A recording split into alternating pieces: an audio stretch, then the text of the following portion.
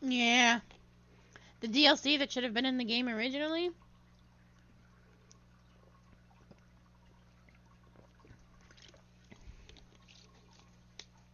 Ugh.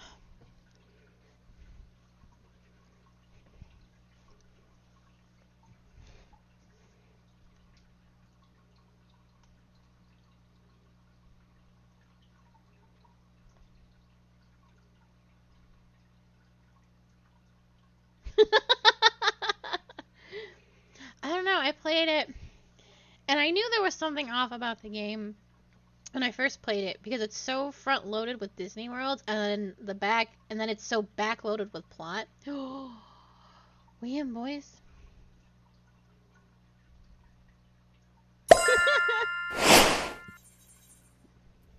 Well, shit, lads. We playing video games. Well, my healing gauge unlocked. I would hope so. The healing gauge displays the current number of lilies. A white mage has 76. Thank you. Where do I go? Let's fucking go! I'm being very loud. Poor Q. I know that. I know she's trying to sleep.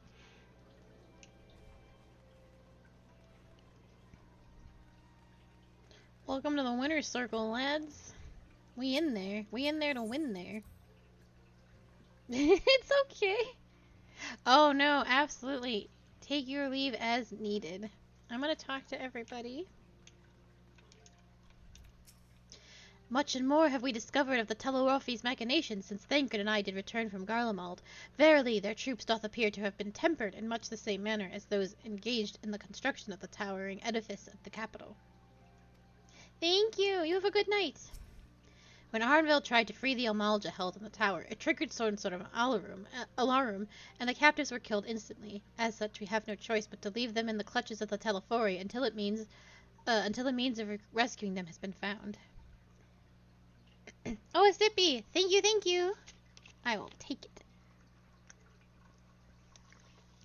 In the meantime, the summonings of the lunar primals will continue. I promise I won't tell. Just as we must rely on Grand Company of Eorzea. Good night! To put down such entities and prevent any further abductions, so too do they rely on us to come through with our investigation. I've a feeling the journey to Charlian is going to be quite the test of your nerves, in more ways than one. Thank you. You'll miss this place while you're away, just know it. But for now, the best thing you can do is get plenty of rest while we wait to hear from Kryl. Not only do members of the Forum intend to adhere to their long-standing policy of non-intervention, they made a point of sending Master Fortuneau here to explicitly state that fact. Rather than simply refusing to involve themselves in our affairs, it would appear they are actively trying to prevent us from meddling in theirs. That does, of course, make Kryl's mission of securing our entry into Charlian nigh on impossible, but I'm confident that she will find a way regardless. After the end of the Dragonsong War, I spent many a moon roaming Kurgane and Razet-Han, even Garlemald, but never Charlian. In all honesty, a nation populated entirely of bookish types like Alphinaud is not a place that appeals to me. Those who are brought within close proximity of the towers are tempered into serving Garlemald, then forced to summon lunar primals with the aether drawn from the land. But even having understood this, we have yet to uncover the Telorophi and wish to achieve by all this. Are the towers purely for strategic advantage, or do they serve another purpose? I have actually completely forgotten to fix my sound. Oop.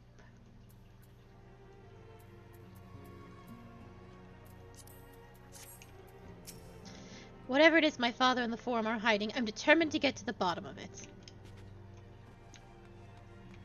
And it is just us.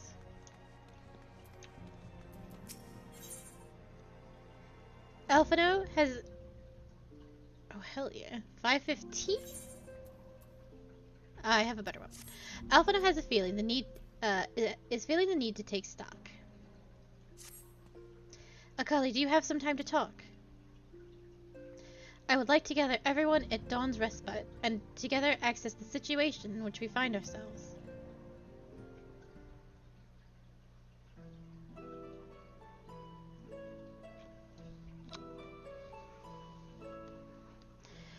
Let us take stock of the facts, shall we? The crisis at hand began with the sudden appearance of ominous towers in a multitude of locations throughout the world. We have since learned that the said structures were brought into being by an organization known as the Telerophi. The Telerophi's stated purpose is to recreate the final days of eons past in an apocalyptic event that would result in the destruction of all we hold dear. Already have these towers of theirs been the cause of untold suffering. Countless innocents kidnapped and imprisoned, their faith perverted for primal summonings. And unless we find a way to deal with the corruptive aura surrounding the spires, we can't even get close enough to rescue anyone.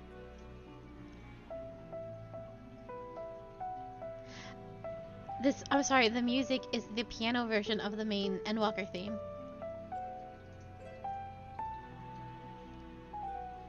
I'm pretty sure. Oh, it is. Those shielded with the blessing of light seem able to resist being tempered, at least. But after what happened to Arnveld and Fordola, we need to be very, very careful about how we proceed.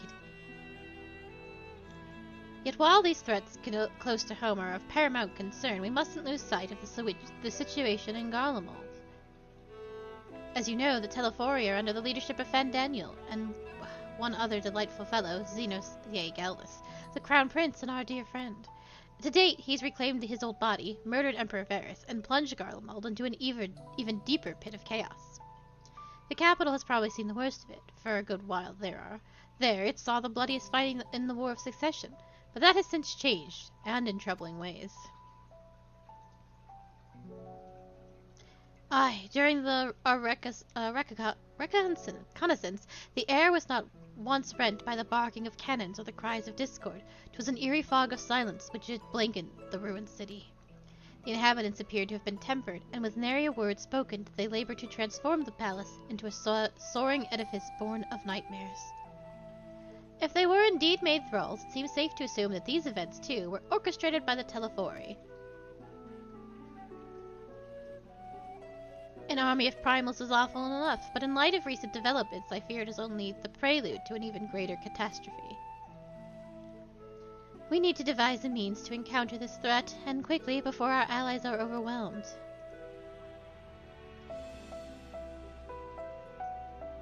We will find a way in Charlian. I am sure of it.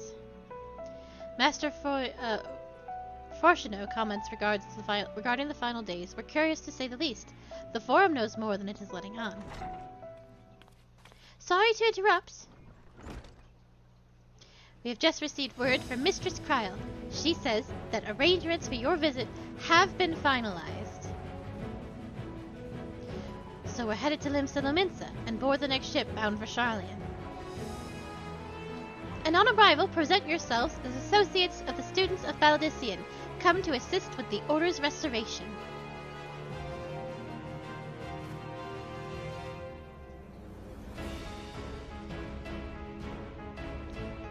The arrangements may be settled, but what of your thoughts? They must race at the prospect of returning home after so long. I'm eager to see it, of course. Of course. We should set off at once.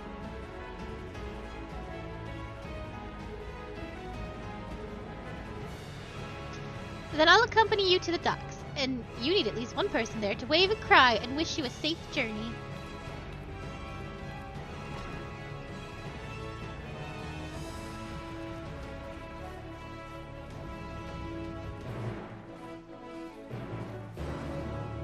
Oh, the quest sound is so weird.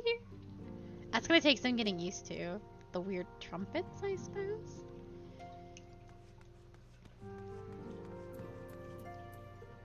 My Aether compass! No! Oh, I haven't even taken stock of my bars. Ooh, there is so much to do.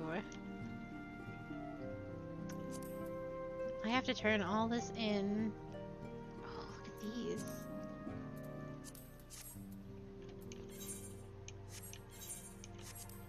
No belts? Oh, it's weird.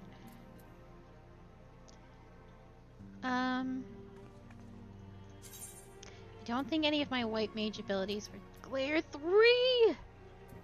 Holy 3!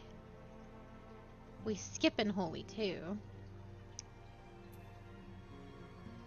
150. My glares are gonna be so fast now. Aqua Veil reduces damage taken by a party member or self by 15%. Oh, it's like a better benison? But it also heals. This just reduces damage. Liturgy of the Bell. Places a healing blossom at the design location and grants 5 stacks of Liturgy of the Bell to self. Taking damage expends 1 stack of Liturgy of the Bell to heal self and all party members within a radius of 20 ohms. The effect of this action can only be triggered once per second. The healing blossom dissipates when all stacks are expended or the effort expires.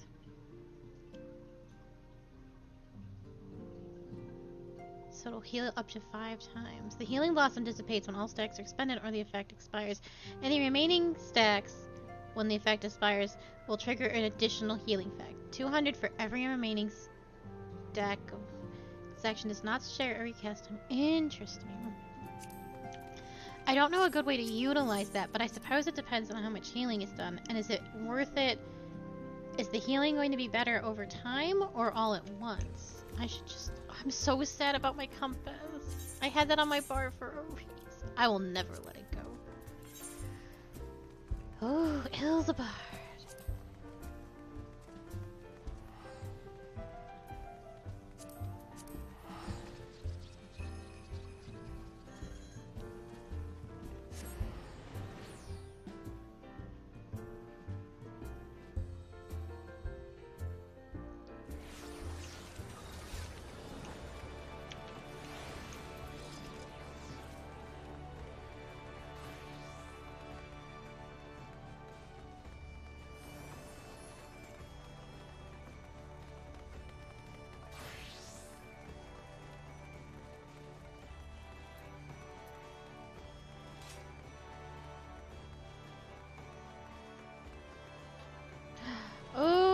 Reaper outfit, they already got their shit.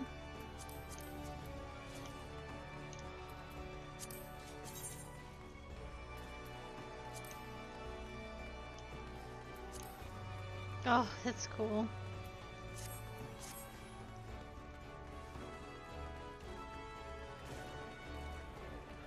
I think MSQ stuff happens over here, lads. I would never thought the day would come when I would be sailing home again. It always seems so very far away. Sea travel can be tedious, but I don't mind it. 'Tis a rare experience for most Ishgardians. Oh, this is a headcanon of mine. Oh, it's gonna be so hard to find the lads to talk to. Here's Thancred and Irianje at least. I'm gonna try and find everyone, but this is always kind of difficult to do. I shudder to think what manner of truth await us beyond the Indigo Deep. Still more do I dread the prospect of discussions long overdue. Contrary to what you might think, this will be like going home for me as well. I may have learned how to survive in Limps of Aminsa, but it was Sharlayan where I was taught, quite relentlessly, I might add, the skills to properly live.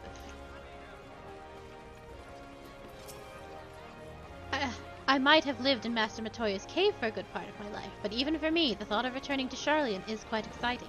I can hardly imagine how it is for the others who lived there most of their lives. Though a part of me looks forward to returning home, I've not forgotten that my father stripped us of the privileges of our family name. I hope it doesn't cause trouble with the officials upon our arrival. What a grim reason to bring you to Sharlayan. Not much to be done about it, I suppose, but I would have liked to give you the grand tour under happier circumstances. Oh god, Tataru. There she is. Everyone's here? Good, and which is good, because I've already paid for your passage and the fee is non-refundable. The ship for Sharlayan should be pulling into port soon, so please follow me and have all your luggage close at hand.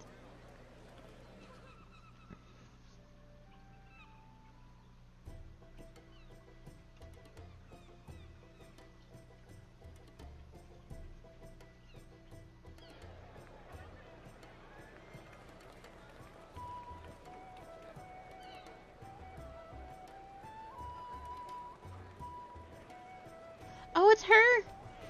From the, she's from the Rogue Quest. She's the leader of the... Well, she's one of, like, the generals or captains of the Yellow Jacket. They've almost finished loading our cargo.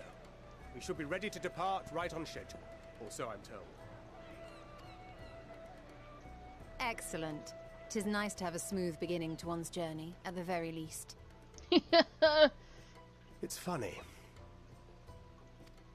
Sorry, the 45 minutes of trying to log into this game. Master Louis Soir came here on a ship very much like this one. And now, years later, the street urchin he befriended that day is bound for his mentor's homeland.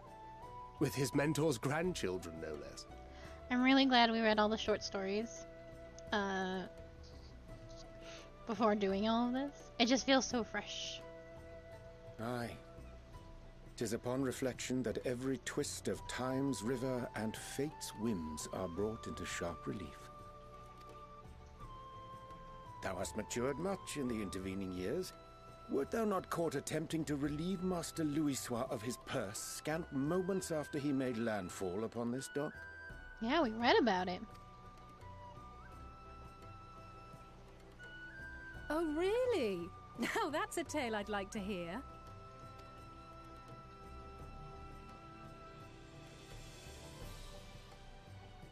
Will this be your first visit to Charlian, Sir Estinian?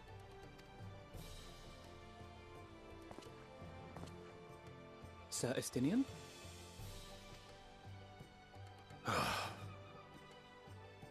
Are we strangers newly met? Why this stiff formality? Yeah, that's a good question. I was thinking the same thing. I, merely meant it as a professional courtesy, since we are now colleagues in an official sense. I'd rather you dispense with the sirs, especially in private company. Or I'll be forced to respond in kind, little Lord Alphino. Get him. You've made your point, Estinian. Painfully well. Better.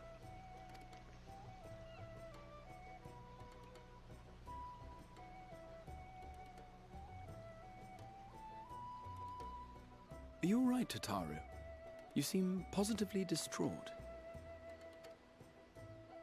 Distraught? Me? Don't be silly. I think it's lovely that they get to see their homeland. It's just, we're trying to thwart the schemes of an army hellbent on destroying the world. And, once again, I have to stay behind and worry that this is the last time I'll get to see my friends.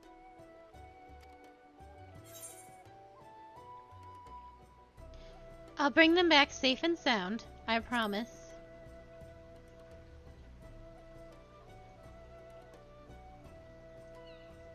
I'll hold you to that. Uh-oh. I have now made a promise I do not... You're still here. Hori Boulder, you get a voice actor? I'm so happy for you. Hori! Coulternay! What brings you all this way? Coulternay. Well, that's not how I've been saying it for the past several years. We're to assist the Maelstrom and the Kobolds with a lunar primal operation, so we thought we'd see you off before heading to the tower. I'm so happy Hori Boulder gets a voice actor. He's been here since ARR. Flamine and the others wish you all a safe journey, and promise that they'll look after things here until you return. Does the other one we get will too, of course. Aye. We, your fellow Scions of the Seventh Dawn, will do our part to ensure the end of the world won't happen on our watch. Does Colmier get a voice actor too? We're set to sail! All aboard for Charlian! Oh no. Joe, you can't do him like that. It's time. Then we must delay no longer. We will contact you the moment we learn aught of value. Wish us luck.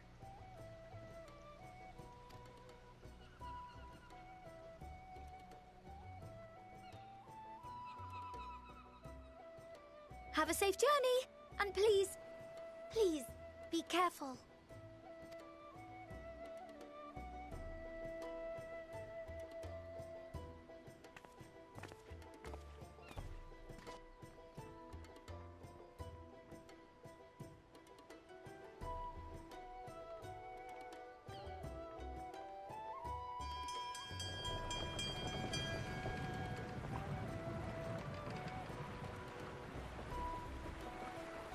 And so you venture forth unto the unknown.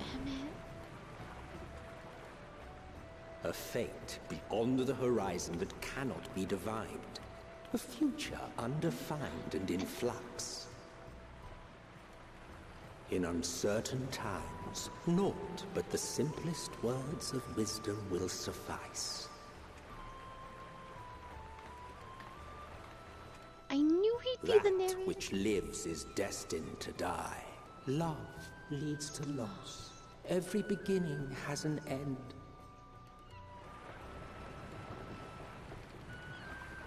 Treasure every moment, every step of your descent.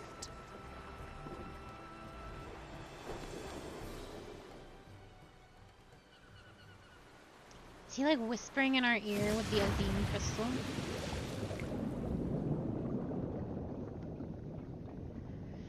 And there, in the depths where souls and stars rest, find your truth.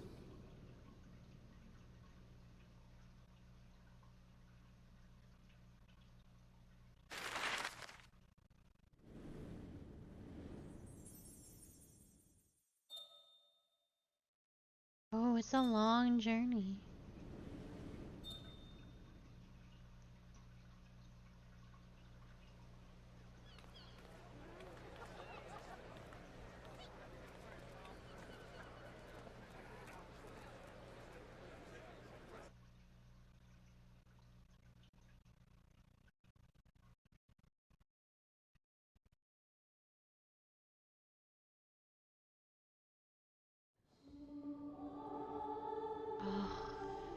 Answers?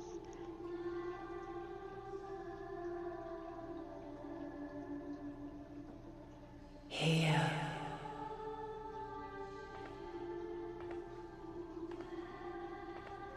Feel.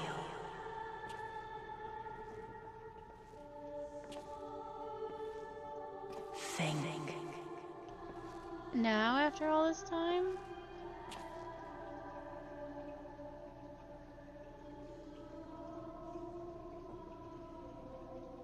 The day has barely dawned, my fellow earlier riser. Though we're hardly alone in that. Envious of those still sleeping soundly, no doubt.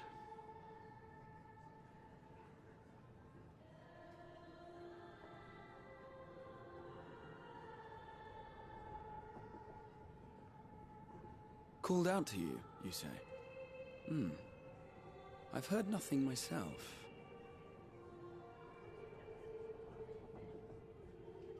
In any case, I dare say the sea air will do you good. Why not join the others on deck? Charlian should be coming into view at any moment. Did we not tell him it was Hydaelyn? Why would you have heard it? What did... I bet we didn't. Warrior Light is dumb as fuck. Did you think it wasn't Hydaelyn? I'm so confused.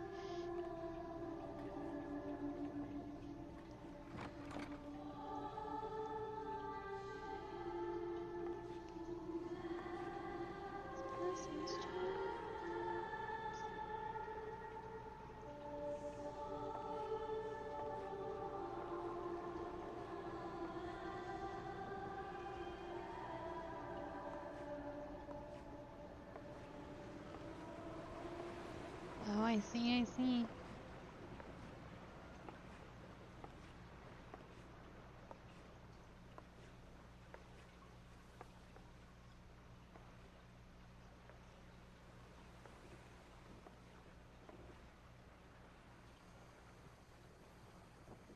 My voice yet reaches you. I am glad. Hear, feel, think. And thus do we meet face to face at last. My warrior of light, guided by the crystal.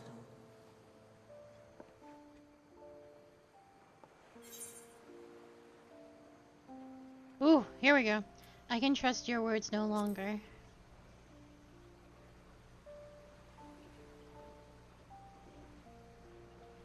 You have visited the first, You have every right to say that.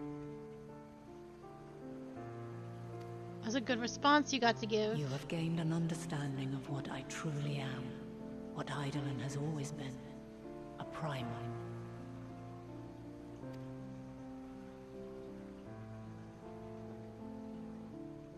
Zodiac was created to forestall the apocalypse which threatened the ancient world, and I was brought forth to bind him. Yet 7 times now, those who would orchestrate a return to that bygone era have rejoined a shard to the god I had sundered. The greater his strength grows, the swifter does mine own diminish. The power to draw your mind into the rift betwixt is no longer mine to wield. Why? They haven't rejoined one since. Yet though it taxes me sorely, I dare not leave these words unsaid.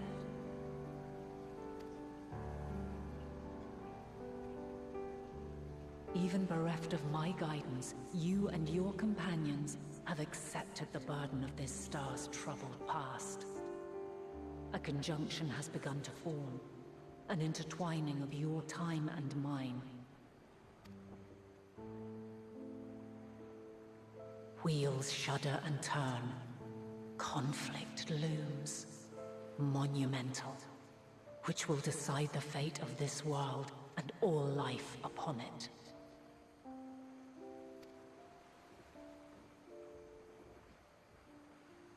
When you truly understand what is at stake, and your journey has prepared you to surmount the insurmountable,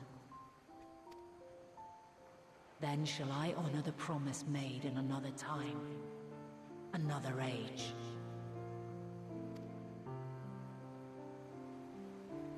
Cast your peepers to the fore, folks. Sharlayan's just over yonder.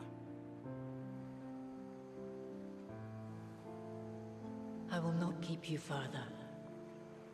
Your traveler's heart must yearn to behold this unfamiliar land. We shall meet again, and soon.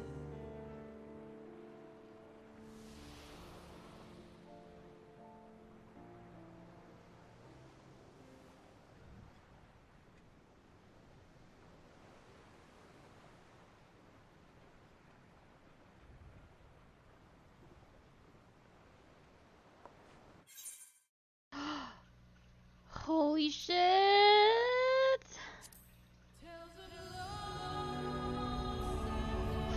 Fuck me. It's not gonna let me go back in.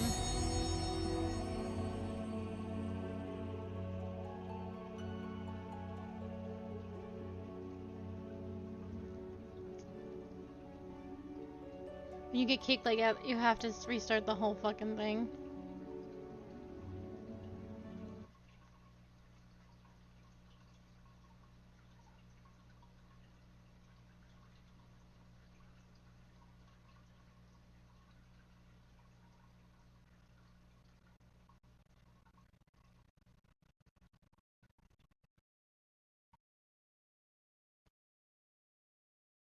Yep.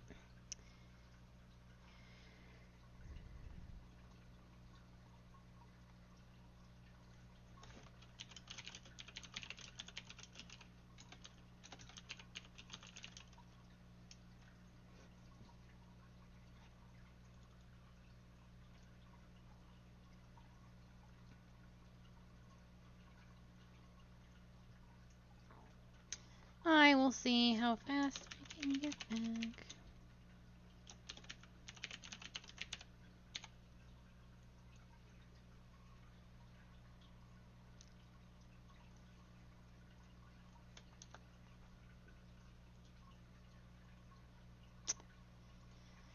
That just might be where it has to stop, which I need to get on the others because I have to level up my main.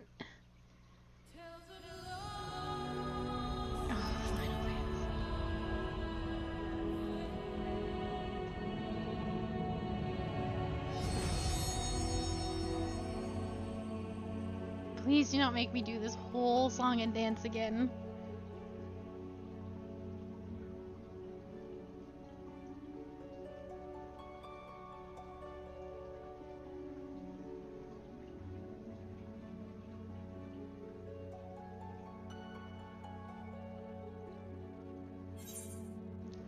Oh, please. You cannot be serious.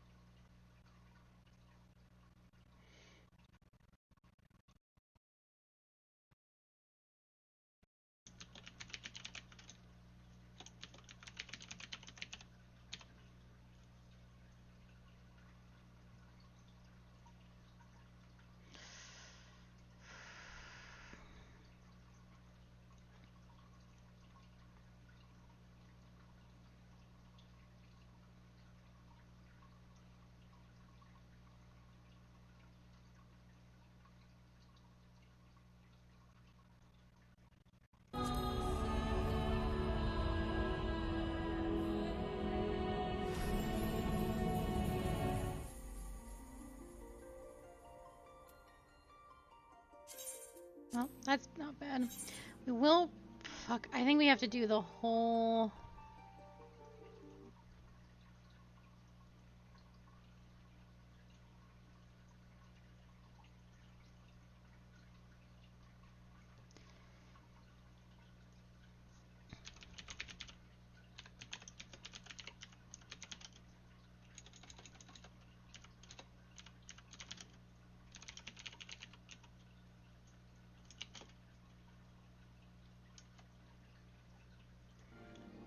So we'll have to watch...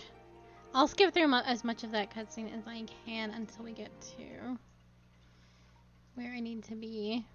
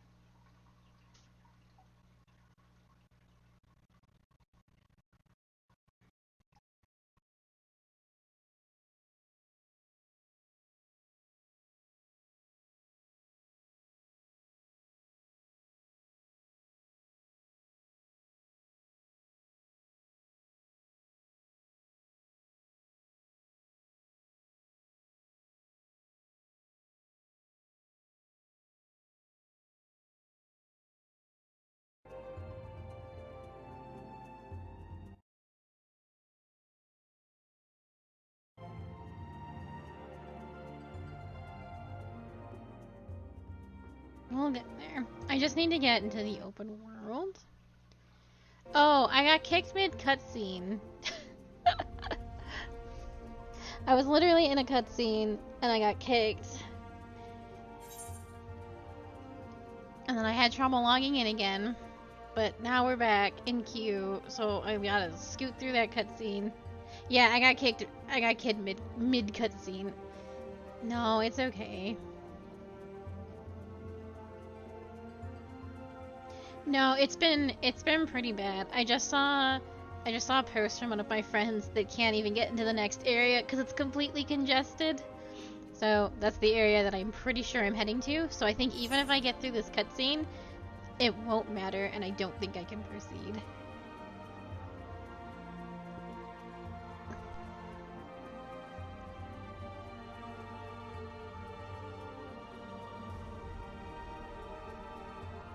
But We'll see. My goal is to get to like the first area that I can run around in so that I can get there on my main and do fates and stuff that I need to get done on her. Because I have to get my main raid ready as soon as possible. I also need to pick a class. But I want to be blind for stream because I think that's really important. I'm so tired.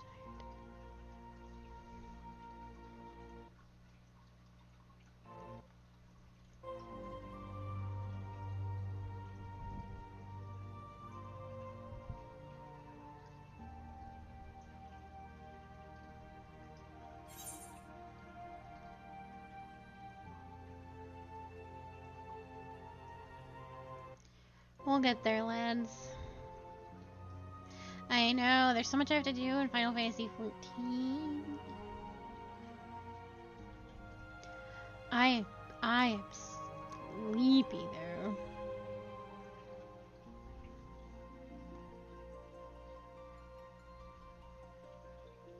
Well, if this is a complete bust, it'll be easy to clip the small portion of story that I did do, and put it on YouTube, and then I'll watch this cutscene legit.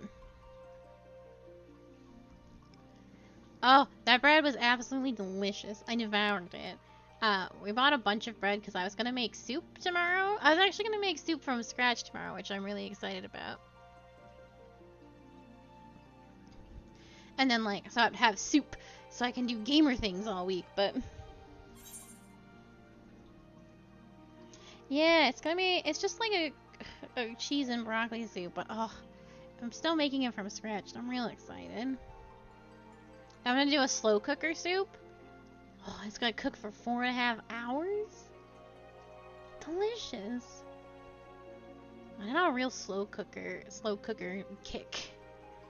You just put all that stuff in a pot, and you're done.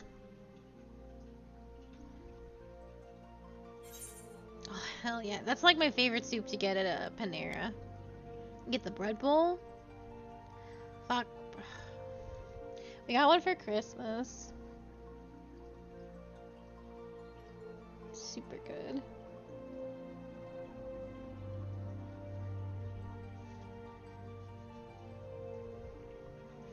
I'm so excited for soup. No, that's fair. I don't know, like when you live alone though, I love Panera. When you live alone though, I think a slow cooker is great. Cause like, you throw everything in there, and then like, you can keep it warm for a while and everything. Fuck, I love Panera's bread bowl. Although, I ordered a grilled cheese from them, cause you can get some fancy shit on your grilled cheese, and it was the worst grilled cheese I've ever had in my life. I was really disappointed. And also the salad I got from them was really bad too. The soup is always good. Oh hell yeah. I'm really lucky because it's just Q and I, and like we never, well, I'm pickier than she is, but like there's usually like, she always asks and like is actually, even when she asks, she feels bad when she eats my food, and I always feel really bad when I eat her food. She had Pokemon gummies, and I felt bad. I like took one and I was like, I'm sorry. I just like, I really wanted some Pokemon gummies.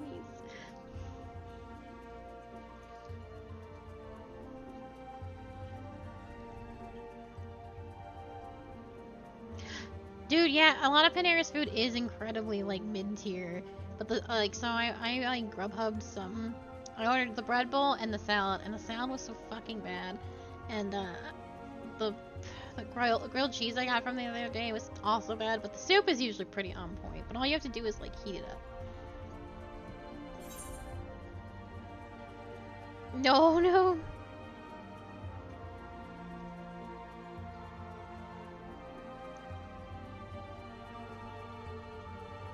You know who actually has really good food and salads? Noodles and Company. I should eat at Noodles and Company more often.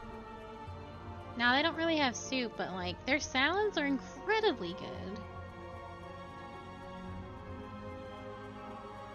I was shocked. I was shocked that the Noodles and Company salad was better than the Panera salad by like a mile.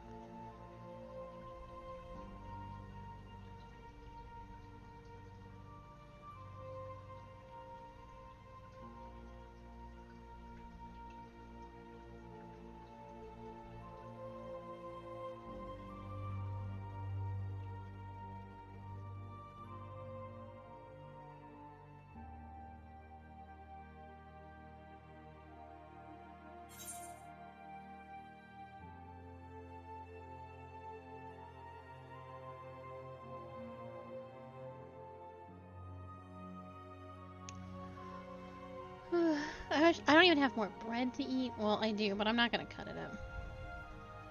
You've never had noodles in company? It's not bad. They have like they have like a bunch of different noodle dishes. But they're all really good. No, that's fair. Don't do that. In this pandemic?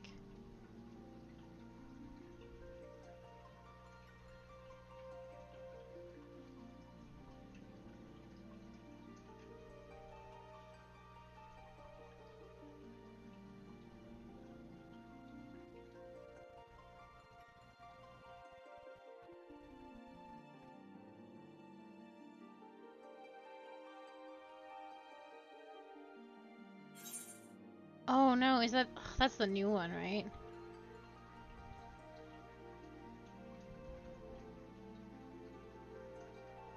Yeah, just do it.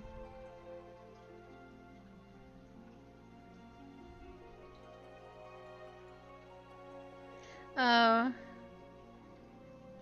I would just be extra safe then.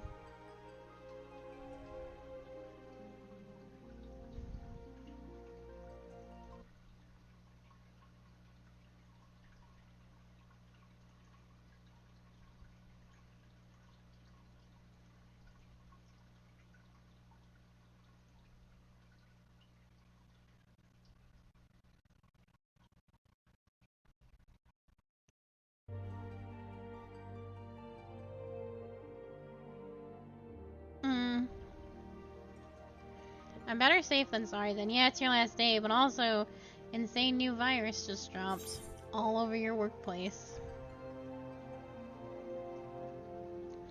Oh, right, you did get the COVID.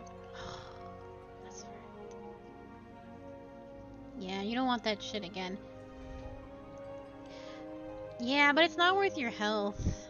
It really isn't.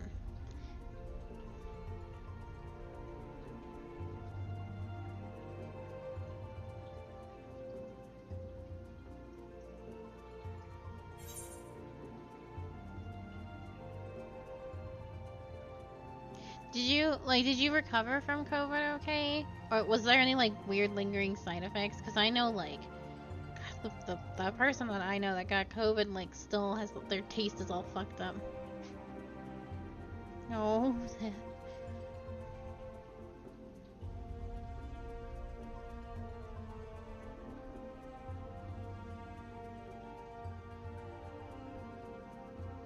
Yeah. Oh, if they made me miss my entire cutscene, I will be exceptionally cross.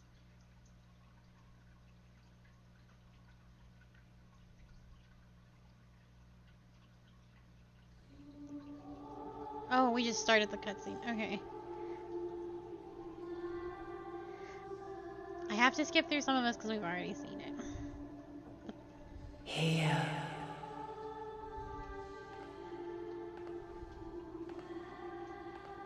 Feel. Oh, I love cilantro. Think.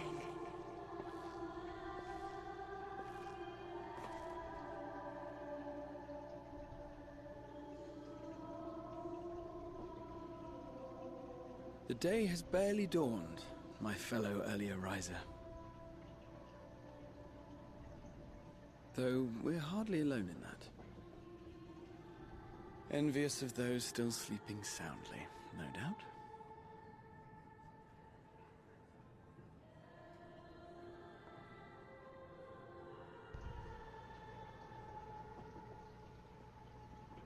Called out to you, you say? I've heard nothing myself. Oh yeah, we really did say... In any case, I dare say the sea air will do you good. Why not join the others on deck? Charlian should be coming into view at any moment. I really did say, oh, I heard a voice call out to me. Not specifically the same words that Hydaelyn always says to us. I don't know why we would do that, but that is in fact what we did.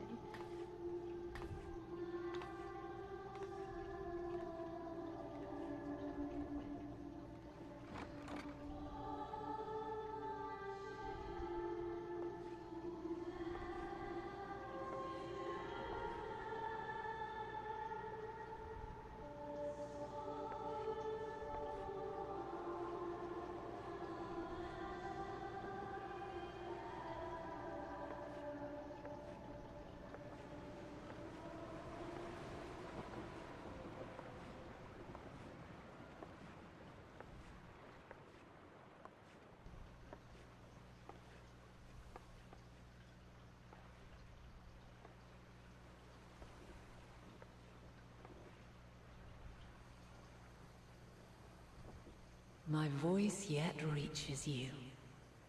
I am glad. It's purposely echoey and faint. Hear, feel, think. And thus do we meet face to face at last. My warrior of light, guided by the crystal. Yeah, no, they made it like that. It's the little reprisal. I can no longer trust your words. Apparently she's Hydaelyn. You have visited the first. You have every right to say that. But I still believe that this is Venat that is simply speaking through, that Hydaelyn is speaking through. You have gained an understanding of what I truly am. What Hydaelyn has always been. A primal.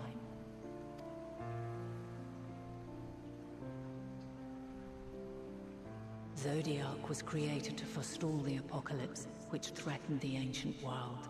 I know, I was like, I'm already a Twitch forth affiliate. to bind him. Man, that shit. Yet 7 times now, those who would orchestrate a return to that bygone era have rejoined a shard to the god I had sundered. The greater his strength grows, the swifter does mine own diminish. The power to draw your mind into the rift betwixt is no longer mine to wield. Yet though it taxes me sorely, I dare not leave these words unsaid.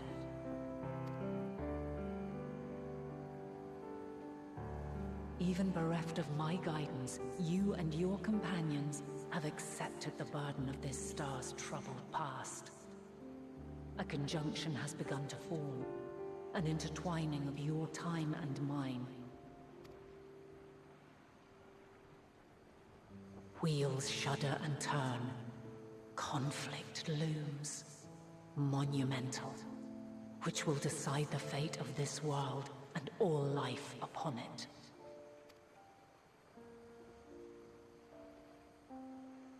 When you truly understand what is at stake, and your journey has prepared you to surmount the insurmountable,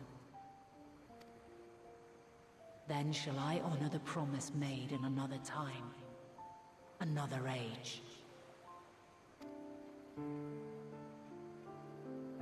Cast your peepers to the fore, folks. Sharlayan's just over yonder. I will not keep you further. Your traveler's heart must yearn to behold this unfamiliar land. We shall meet again, and soon. It's very good.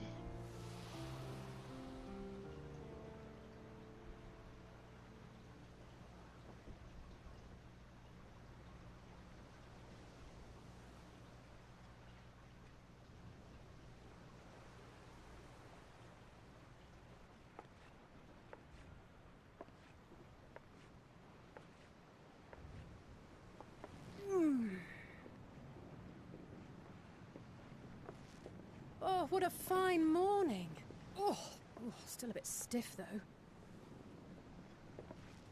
And a good morning to you too. Taking a look at the island already? Then let's go. Let's go. Might still be room in the prow if we're lucky.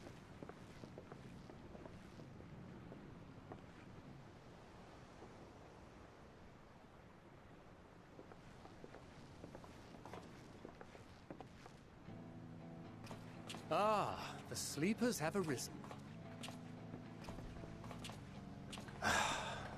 There she is. Good old Sharlayan. Oh, I see it.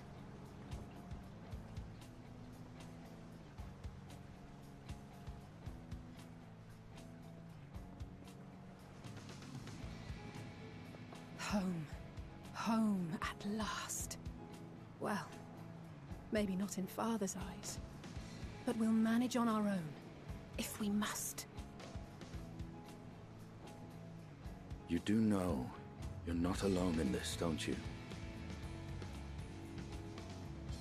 Indeed. 'Tis as Sir Estinian saith. Forget not the comrades who boarded this ship at your side, I prithee.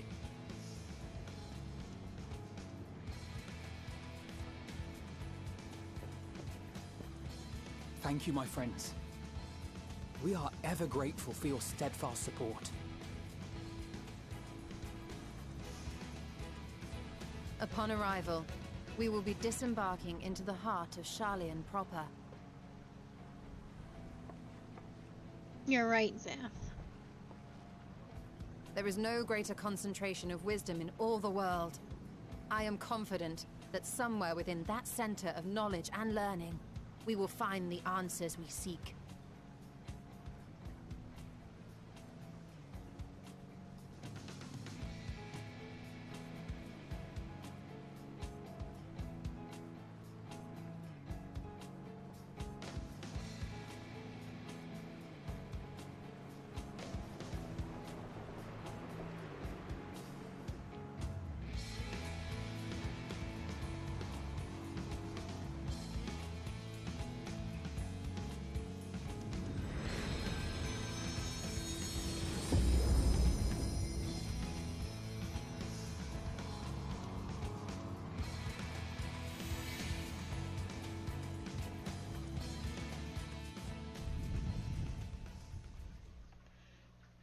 Sharlayan, the solitary island nation of the northern seas.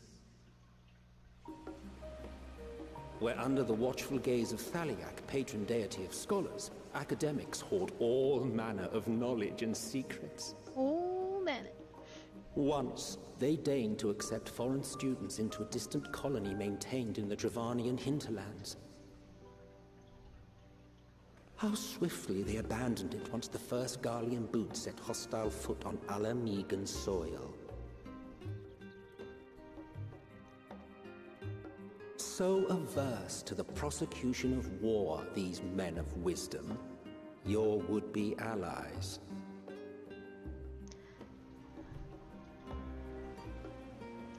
I am psyched out of my fucking mind that Emmett Selk is the narrator. I don't know what that's gonna mean, but I'm so excited. I thought they'd never let us off the ship. What's next then? Entry applications? Hopefully they find no cause to deny us.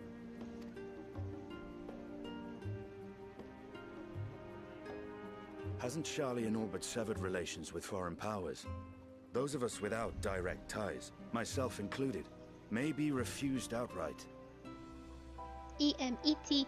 Emmett's my boy. I love him dearly, dearly, dearly. Yeah, so Emmett narrated the trailer, and so I called that he would be the narrator. And there's a narrator in every Final Fantasy, or every expansion. So in Heavensward you had Lord Edmont, and then it switched to Papalymo at the end. Once Edmont's story was done, we switched to Papalymo, and then we switched to Lys, who was the narrator throughout the entirety of Stormblood, and then you had Ardbart for all of Shadowbringers, and eventually Graha near the end, but it's been Emmett. It'll be Emmett, I think, throughout the entirety of this. And the character that narrates always has a part to play, so I don't know. Emmett, as far as we know, is no longer among us, so I don't know what it means. Yeah, it was in the trailer. 'Tis true that, as a nation, Sharlayan only forms trade agreements with a select few neutral countries. Yes. But from a practical standpoint, an island cannot afford to be overly strict with its borders. Especially not if that island's people are wholly devoted to the accumulation of knowledge. No, the thing on the forehead marks them as a pure-blood Garlean. So the one with the scythe, that is Xenos. That is actually Emmett's great-great-grandson. If one submits the proper paperwork, with satisfactory evidence of identity and intent, then foreigners may be granted entry. May. Quite. So let us be absolutely clear on these points before we proceed. The immigration officer will ask for your affiliation and your purpose of visit. Considering Sharlayan's views on intervention, I strongly suggest we avoid any mention of the Scions. Yeah, that's Xenos. He has a scythe now.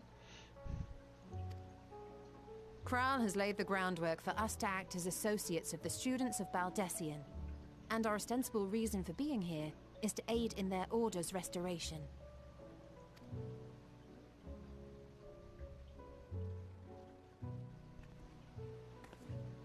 Grahatir, it might expedite our progress should an actual student be seen at the head of our little group. Would you mind leading the way? Of course.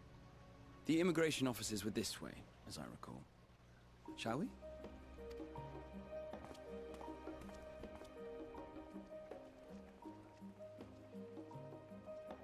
Am I actually allowed in Charlotte? Or will I be Greetings. kicked? We've just arrived and are eager to make our way into the city. Would you be so kind as to process our entry applications? Certainly. I see by your mark you are an Archon. I am. Grahatir of the Students of Baldessian at your service. I was assigned to an Eorzean survey team, but have returned to assist with the reformation of my order. My associates here will provide additional support.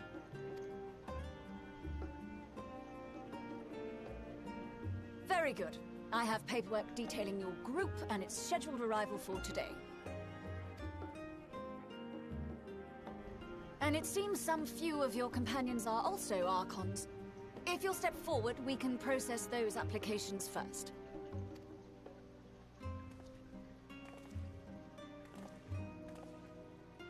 Ishtola rule. Good night.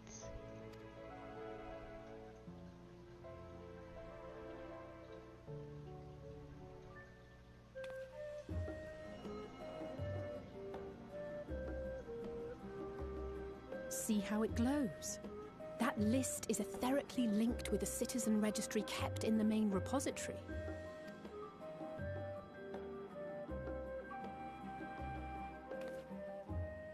I've confirmed your status as Archons and amended your travel records accordingly. Welcome home. Now, who do we have here? Oh, her earrings are super cute. How do I get me some of those?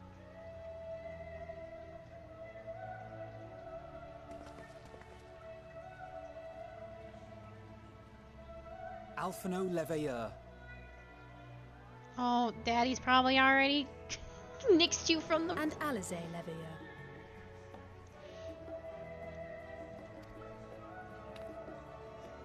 No longer citizens. Your applications have also been approved. Having said that... Yeah. The streets are abuzz with talk of how House Leveilleur's lord disowned his young progeny.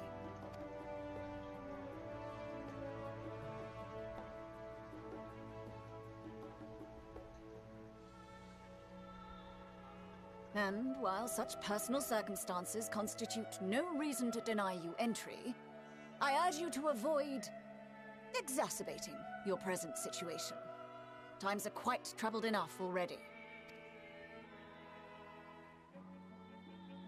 We shall keep that in mind.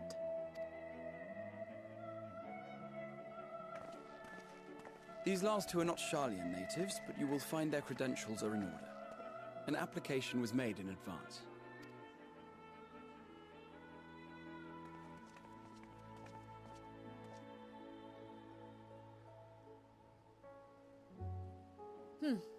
Name and occupation?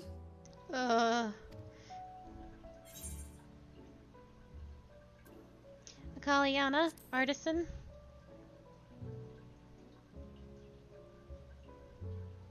Indeed. Your profile describes you as an adventurer, but one also trained in the rather more constructive pursuits of procurement and production. You may enter. And you, sir? Estinian Valino, formerly of the Order of the Knights Dragoon in Ishgard. Valino. Formerly, at least. And what, pray tell, is your profession now? Jobless.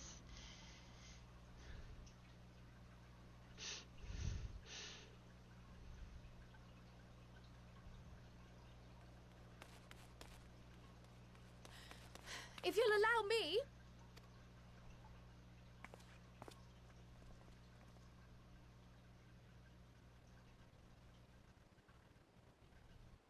My associate is a mercenary, hired for his strength at arms. Surely you are aware of the dangers we often face on our forays into the wilderness. Mistress Baldessian, if you insist on sponsoring his entry, then so be it. But while I appreciate that desperate times call for desperate measures, I find your choice of company concerning. Be advised that even a single misstep may have severe repercussions for your organization. I have every confidence in my chosen company, dear and trusted comrades that they are. But I thank you for your concern.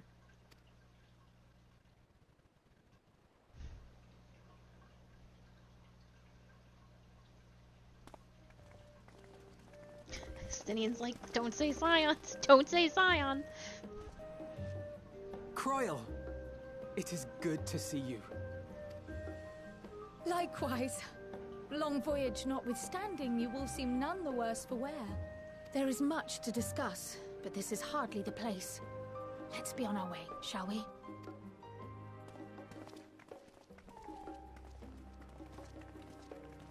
Oh!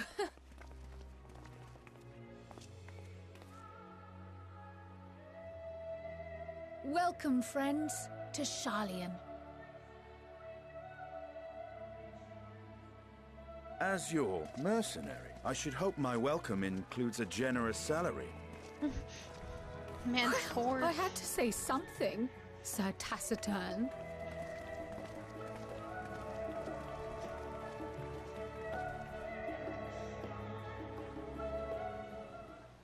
Oh, we did get into the city. Holy Lord, I didn't think we would. Christ almighty. Allow me to extend unto thee my warmest welcome, Zakali. May the wisdom of my homeland aid us in our endeavors. You are doubtless eager to take in the sights. Not to worry, Kali. The city is not like to vanish before we finish our wait, what? The city's not like to vanish before we finish our discussion. Okay. That was about as awkward as expected. Still, we're here now, and that's all that matters. I have to find all the children I need to talk to. Here we are, at last. The great city of Sharlayan. You may have noticed some similarities with the Crystarium, yes? In fact, but we really should let Kryl have her stay first. You can continue this conversation another time. I am unaccustomed to fabricating lies on demand. Why should it matter how I earn my living? Well, Justinian, you don't. Even allowing that the years I spent on the first passed in here, even allowing that the years I spent in the first passed here in the blink of an eye, the city feels untouched by time. Alright, I gotta walk away from everybody, and then I gotta run to get Kryl. Kryl! I'm glad I spotted your ship coming into port. The officers are born bureaucrats and sticklers for detail. In any case, you may relax and take a moment to get your land legs back.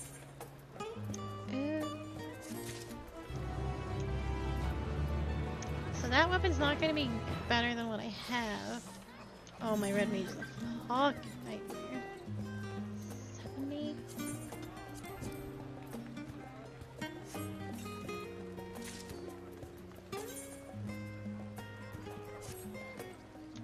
What's the new sword look like? Oh, these are pretty weapons. They look like something you would get out of, like, Savage, almost. If they were a little more glowy.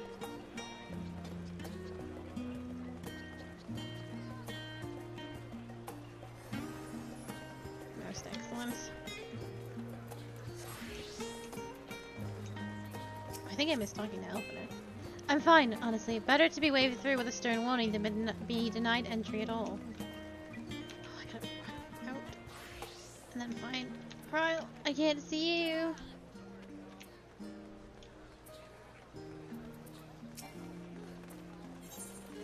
Kyle sweeps the scions with a speculative look.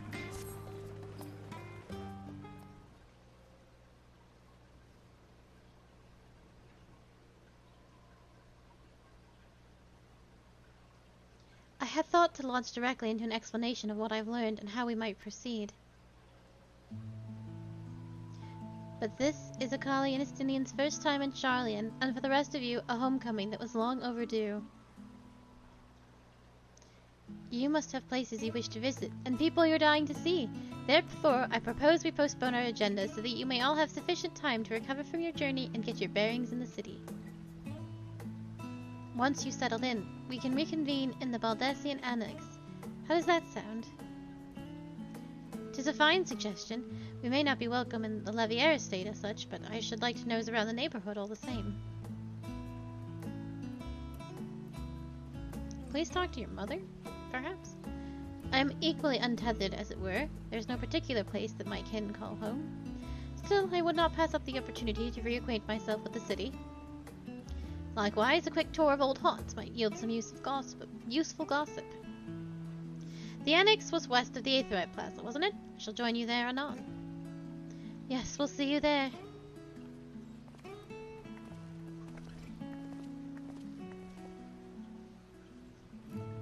I too have places I would be remiss in not visiting forthwith. By thy leave.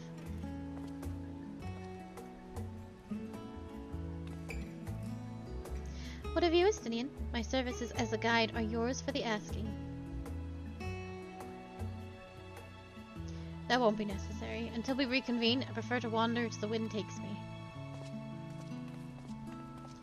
But I could... No. She's fond of him. Get better taste, Kyle. You don't want that. That's a mess. That's work. Well, Raha, would you like to join us then? You've been gone for quite a while, and this would be the perfect way to refresh those dusty old memories of yours. Of course, if you will have me. Come, Akali, Sharlayan awaits.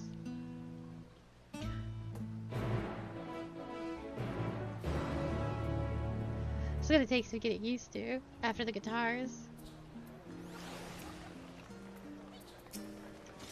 Oh dear, his enthusiasm is infectious, isn't it? After you, my friend. I am more than content to follow your lead. Tia is now accompanying you. He went at your side in order to proceed with the quest objectives. You can leave Tia behind by entering a different area using the Aethernet, or by putting too much distance between you. You can also speak with Tia. Select your option to part ways. If you wish to have Tia accompany you again, return and speak with him in his original location. While Tia is accompanying you, next try to speak with Kyle. This I do not want. That's a new thing where NPCs can follow you. This is not how I wanted this to start. All set? Then let us be on our way. Our first stop, amusingly enough, will be the last stand. It's a cafe on the west side of the harbor. Kyle is not also now accompanying you. Lead your companions to the last stand and speak with Kyle at the designated location. Okay. While you're accompanied, you may encounter conversation points along the way, which offer additional topics of discussion. Enter the glowing area and speak with your quest companions to initiate these bonus conversations. Enjoy exploring your surroundings together.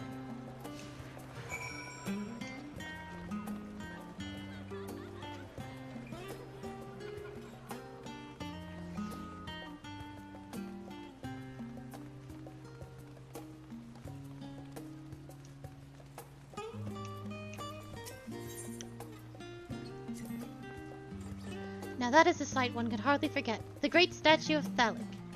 As a student of Baldessian, I was usually quartered on the Isle of Val, but I would gaze upon the scholar's wise features every time I returned by ship to the city. This path leading out towards the sea is known as the Phthalic Stoa, so named for the statue of the scholar which stands at its end. As you know, the Sharlayan people prize the accumulation of wisdom above all else. Thus, when Phthalic was chosen as our patron deity, it was more a matter of pragmatism than belief, an alignment of principles, as it were. We may have honored him with a rather impressive sculpture, yes, but our faith is not so restrictive as that of, say, the Ishgardians. Individual Sharlians can and do worship the divinities of their choosing.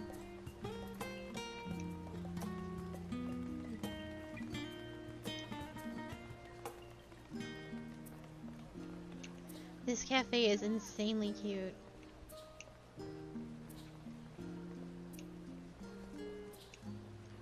I like immediately wanted to take pictures here. It's actually a little plainer than I thought. Look at this person's hair. Scrubbing. Alright.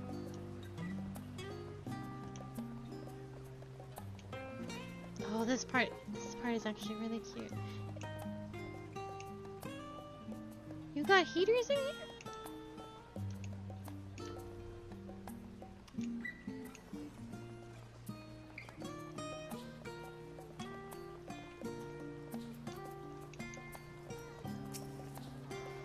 And here we are, the last stand. I may have mentioned this before, but although our research into nutrition and food preparation is quite extensive, the average Sharlian tends to regard seasoning and flavor with a certain indifference. How can I put this? The food is, it's bland, as encapsulated, oh my god, I'm so tired, as encapsulated by our infamous Archon loaf.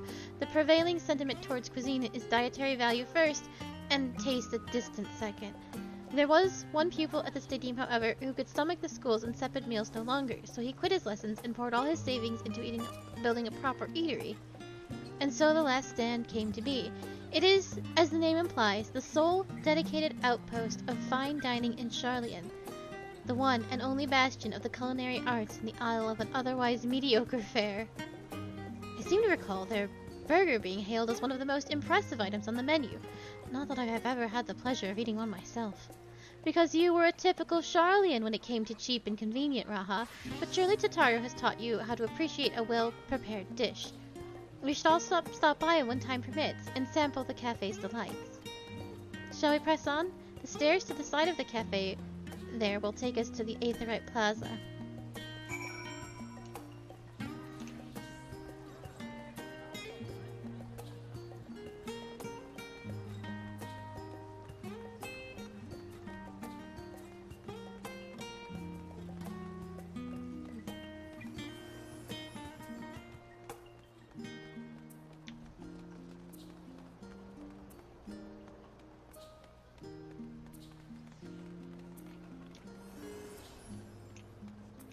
I need to touch this rock immediately. I hope I did not miss other rocks. I wasn't even thinking about it.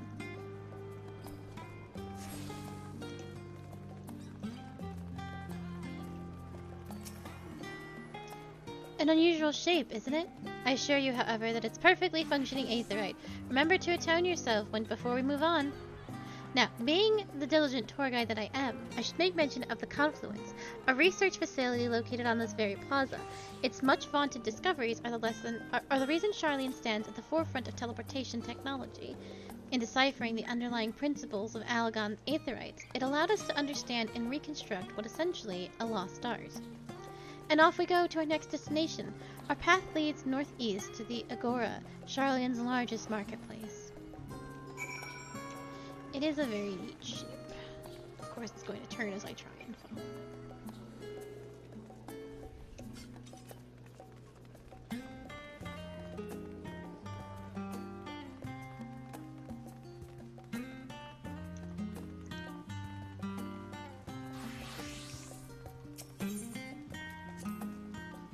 Do you mind if I browse the shelves for a moment? There might be some hidden gems I've yet to read. Only a moment. How optimistic. Feel free to browse all you like, but we won't wait around for you. Oh, perhaps I'll return here later, then. These open-air book-stalls are so uniquely Sharlayan. I'd always thought them a common sight until I visited other nations. These are super cute. I really want one. I'm sure there will be items eventually. We have, like, stalls already, but I really want these.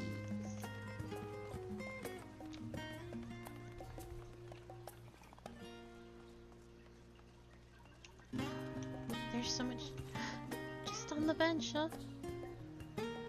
The life of a student. She's in her slippers and everything.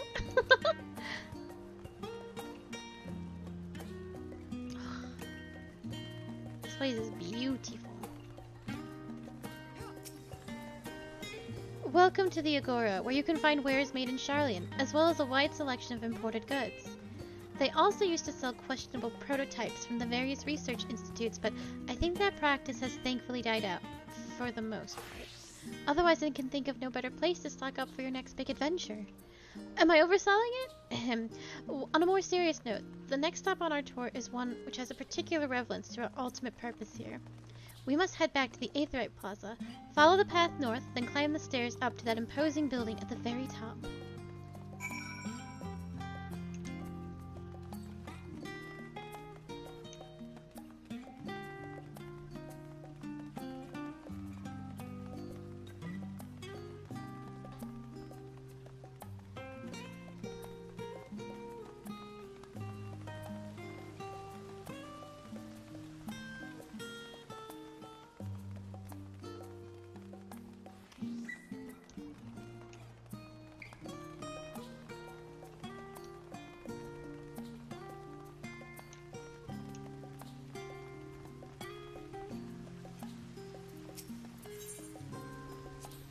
These little decorative features are typical Sharlayan architecture. Aside from the research wing, our headquarters on the Isle of Val were rather simple and rustic by comparison. This is a Nymphorium, an area dedicated to the blessings of water. For Sharlayans, water represents more than a life-sustaining liquid. It is a reminder of the Great Flood, which precipitated the birth of our nation, as well as a symbol of the knowledge which flows from Phthalic's divine ewer. This is the reason you see abundance of fountains throughout the city, and a propensity for utilizing water as a decorative feature in our architecture. I hope we get so many fountains. I actually think we do for housing.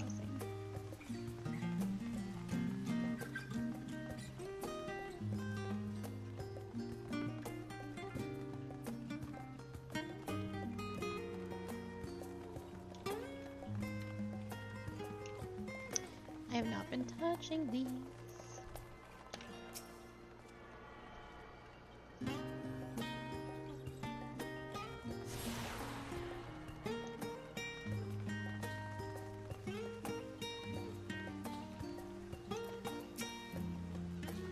The grand structure before you is the Rostra. The name refers to the original public platform erected here, upon which the Forum of elected representatives would deliver orientations and debate policy. Although the stage has since evolved into a council chamber, the nature of the forum and duties of its members remain largely unchanged. Am I boring you, Raha? You seem awfully distracted. My apologies. From here, one can see the entire city spread out below. The vista put in mind my arrival in the first. Those who gathered at the Crystal Tower asked me how they might go about building a new home. Naturally, my answers were all inspired by my knowledge of the finest settlement I could think of, the great city of Sharlayan. And bit by bit, those buildings grew into a town, and a community, Crystarium. I can almost see its echo. I see. Feel free to come up here whenever you wish. I don't think the councilors would object to you enjoying the view. Such memories should be treasured. For now, however, the tour must go on. Our spectacle of sightseeing concludes with the fittingly named Journey's End. Walk down the stairs to the east and continue straight ahead.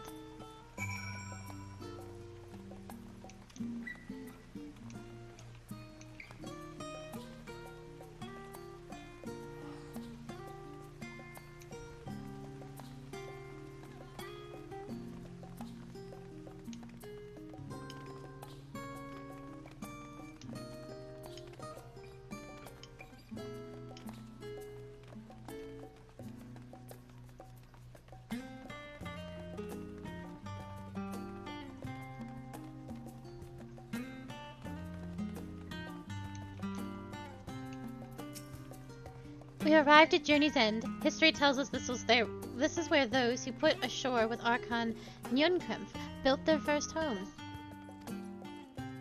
In the present day, it serves as the residential district for the most important officials and the oldest Sharlayan families. You'll see that one mansion is clearly larger than its neighbors. The estate belongs to our friends from House Levier. All things considered, we should probably keep our distance for the time being. And with that, we bring our little Charlian tour to a close. I hope it has proven to be entertaining and enlightening experience. Now, shall we head directly to Baldessian Annex? You remember the way, don't you, Raha? Let me think. We head down towards the harbor, cross the bridge to our right, and then follow the path to the Aetherite Plaza? Correct. After you, Akali.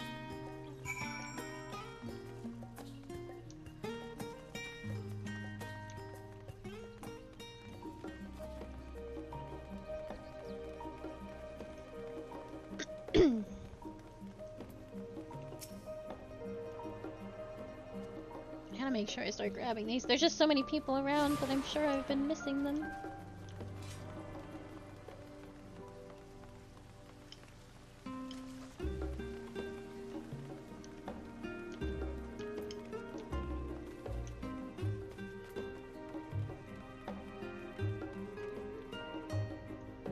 That mammoth was huge. I thought it was a Lullafell.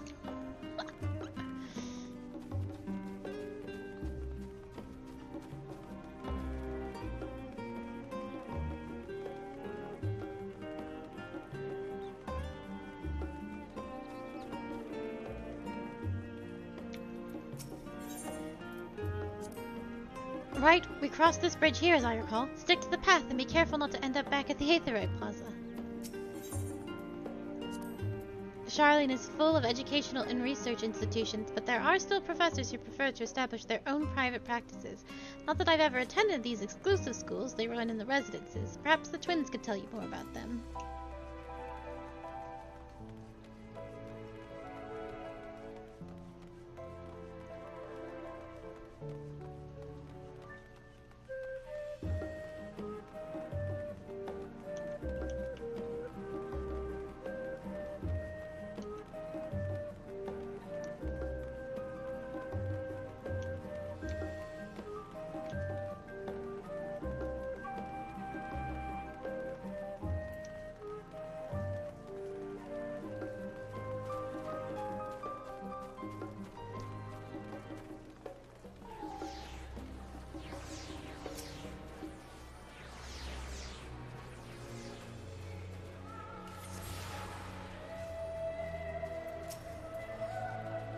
As the joyous look on Raha's face has undoubtedly informed you, this is the Baldessian Annex.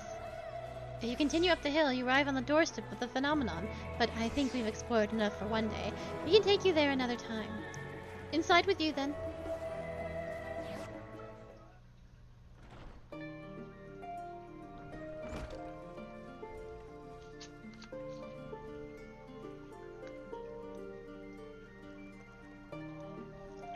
I'm back, and I've brought Akali and Raha with me. Oops. You were right about the ship, then. Hello, Graha. It's nice to see you again. And it's a pleasure to finally meet you, Akali. I have heard many a tale of your exploits. Ojika Sunjika. It has been an age. Allow me to introduce Ojika Sunjika, Administration Officer for the Students of Baldessian. He oversees the day-to-day business of the Annex. You may recall meeting his cousin Ejika? Oh, I thought so! I was like, are they gonna let us see Ejika? Now, I didn't finish Eureka on Akali, but I also technically didn't finish it on Casa either, because I never actually did the arsenal. God damn it. I was like, there's gonna be dialogue for if you've actually done it or not, and yeah. Oh yes, Eureka! I've read the initial reports. Quite a shock to hear what's become of the Isle. Do take care if you have the opportunity to join the expedition. This place is like a second home for the students. The Eye of Vel served as our main headquarters, of course, but we often had occasion to visit Charlian. Whether to make use of the city's research facilities, attend conferences, or produce supplies from distant shores. And the Annex here was built to provide lodgings for our members while we engaged in such activities. Ever since our former headquarters, along with the Isle itself, vanished, the Annex has served as our base of operations. And yet, it feels so empty. With so many lost to us, our organization is a shell of its former self. The day will come when we will see the students rise again. But first, we must ensure that the Telephori fall. Through that door on the left, there is a main hall where we can discuss our options moving forward. Once everyone arrives, that is, we probably have time to rest before our discussions begin in earnest.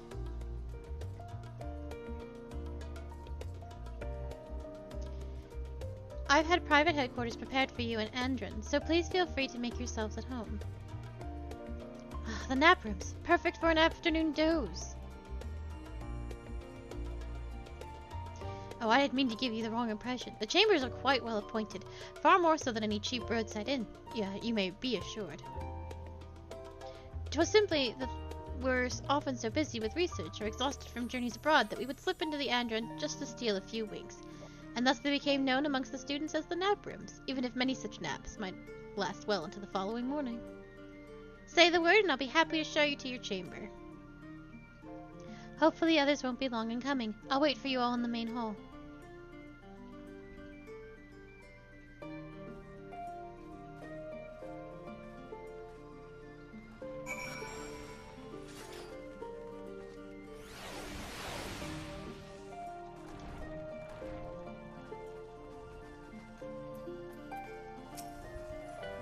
Do you have papers pasted on the walls of your room? 'Twas not unusual for occupants to pin up notes and documents and such, and then forgot to take them when they went on their merry way. Sometimes it was quite deliberate, though. You might see complaints addressed to other members or a thank you card from the engrossing literature someone left behind. Beloved traditions that I should know better than to dwell upon if we are to create a future for the students of Baldessian and so many others. We must look to the days ahead.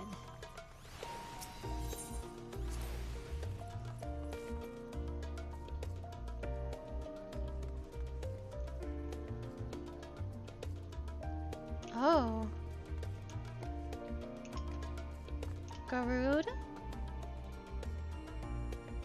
Surely it must be, yeah.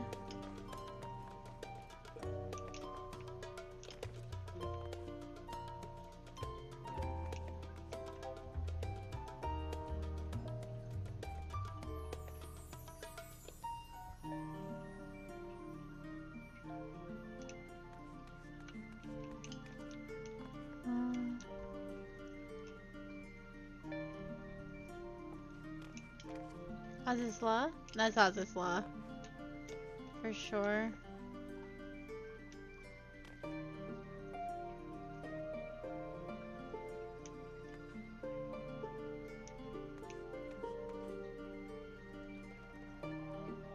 Some of this we haven't seen.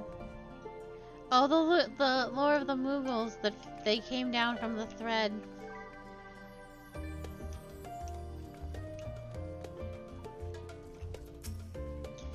Feeling refreshed and alert. Our colleagues should be wandering in soon, so I suggest we wait here for them to join us.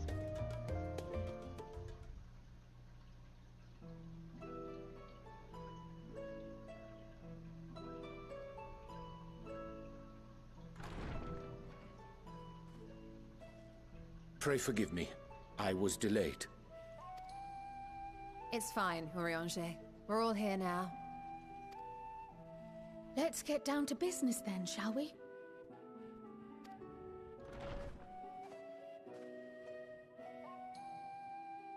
Come what may, we must prevent the Telophoroi's plans from coming to fruition. At present, I see two paths for gathering the information which may aid us in achieving that goal. The first involves an investigation into the change which has come over Sharlayan, not to mention the recent inscrutable behavior of the Forum. As most of you know, the 99 members of the Forum are elected from the general populace. This alone guarantees a plethora of opinion with regards to foreign policy. The bibliotheques, for example, are a group of conservatives which would have Sharlayan focus on recording history, while remaining entirely uninvolved in the making of it. And at the other extreme, we have advocates for proactive diplomacy and direct intervention. My grandfather Galef was one such member, as was Archon Louisois. Yet despite our diverse factions and philosophies, the recent vote to deny Eorzea's request for assistance was unanimous. Even more concerning was the fact that many cited other, more pressing duties as justification for their recalcitrance. Fortuno's refusal in Gridania had those same undertones. 'Twas as if, having stared unblinking into the face of impending doom, he had simply turned away to pursue something more important. But what could that possibly be? A mystery indeed, and one which I ask for your help to solve.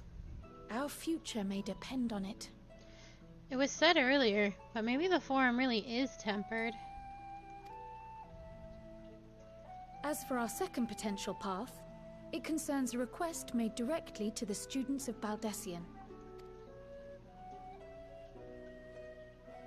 Our organization was founded primarily to study strange and unexplained phenomena the world over. Mysterious relics and ruins, arcane disturbances, and so forth. Compared to our more isolationist Sharlayan colleagues, we have strong connections overseas, namely with scholars and academics who share our passion for the unknown.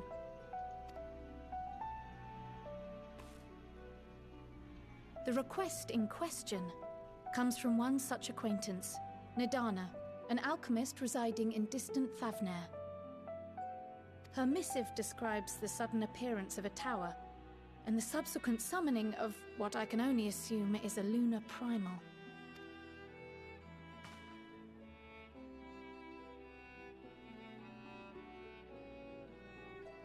In response to this threat, the satrap of Radzat-Han, the individual who governs the city-state, has instructed the alchemists to find a means to deal with the spire. The artisans of that land are heirs to an ancient tradition, one rather unlike that of their Uldan counterparts.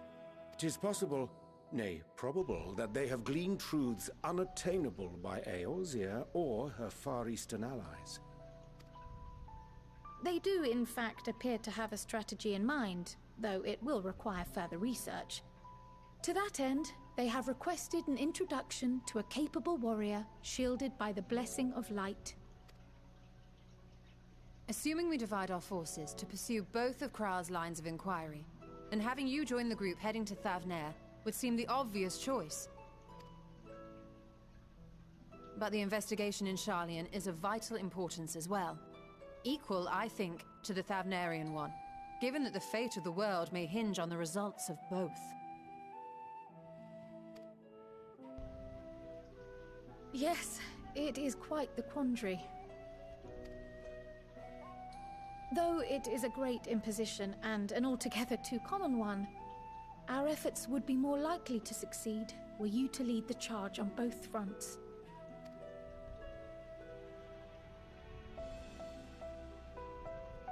You are indeed our champion. As to which task to tackle first, we will defer to your decision. Let us next decide how everyone else might best be assigned. As for myself, I shall continue what I've begun in Sharlayan. I should also like to steal the services of an Archon or two. And thereby gain access to a greater range of reading material. I will help with that. Allow me to offer my assistance. I have some small amount of experience in the field of research.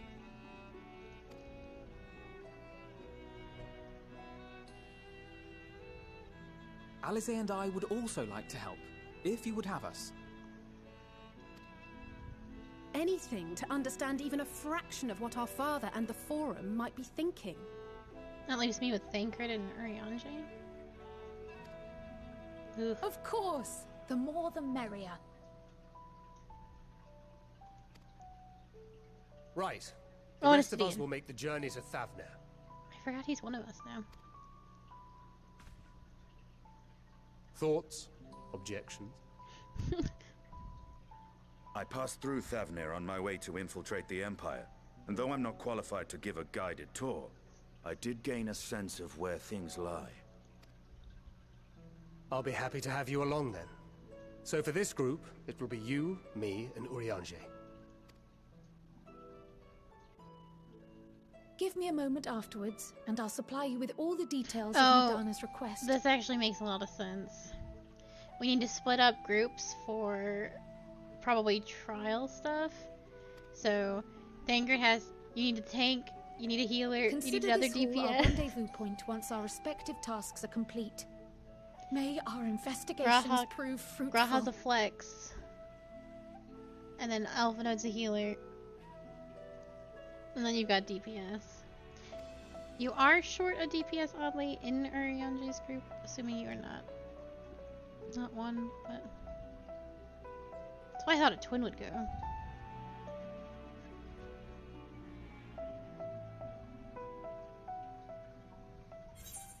Maybe we'll gain an NPC. What level chess piece is this? 515. Everything is going to be 515. I think that is better than what I'm wearing on Akali. But my outfit's so cute! 510. Alright.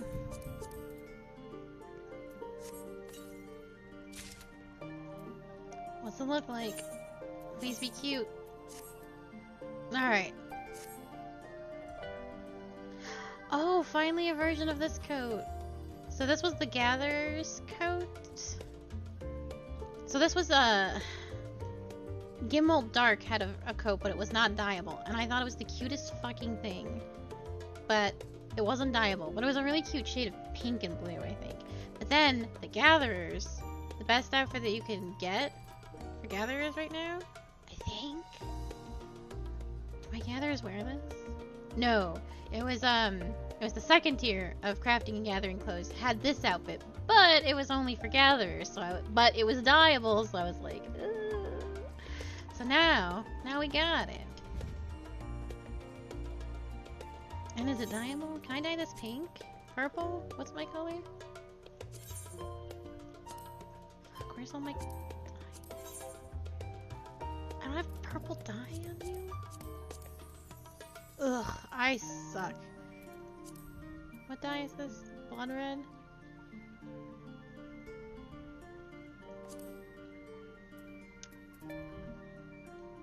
Is that gonna go cuter with my outfit? No. We'll stick with the green. So whose group do we want to do first? Ideally, I'd like to do both tonight, because that gives me more options on Casa for tomorrow.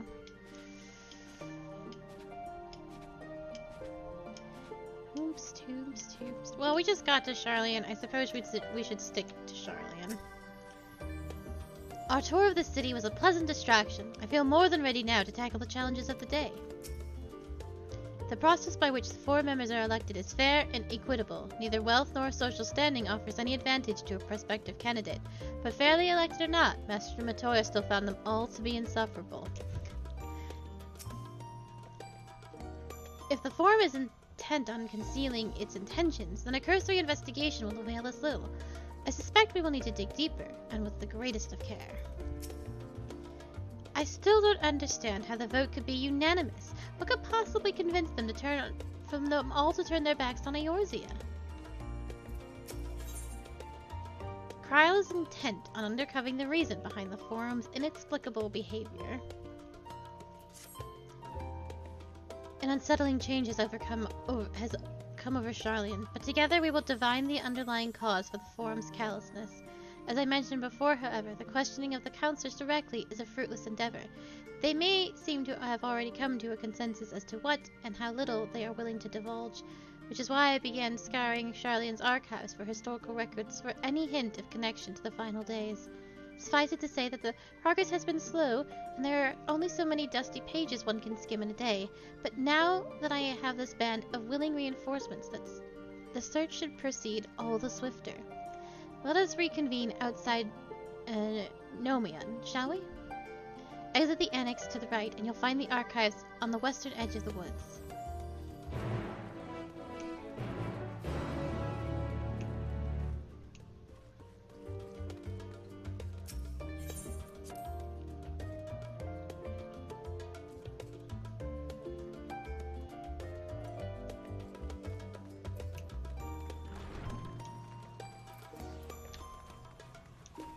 Have I touched this rock? I have definitely touched this rock.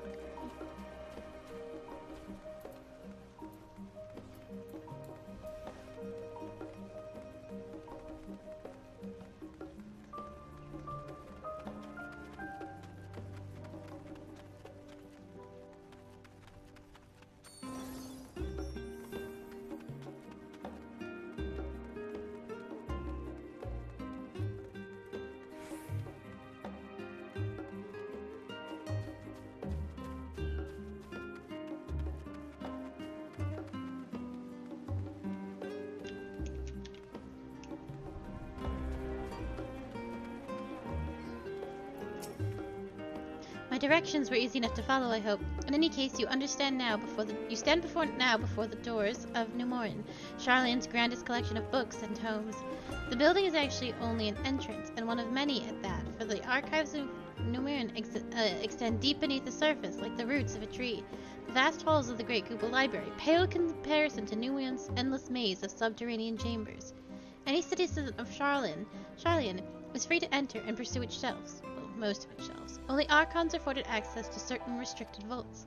I've dispatched Jistola and Raha to investigate those. Meanwhile, Alisei and Alphino will help me continue with my research through the stacks open to the general public. Your status presents more of a problem. As a non-citizen, you are only permitted to browse the first floor here at the entrance. Even so, there should be a number of books which touch upon Charlene history or foreign policy. Your task will be to find and study the relevant publications. I promise you a working knowledge of those subjects will make it far easier to spot the sort of clues we're looking for. Let us be about it, shall we? I've told the others to meet us at the stone benches over there, once they found some promising tomes. Happy reading!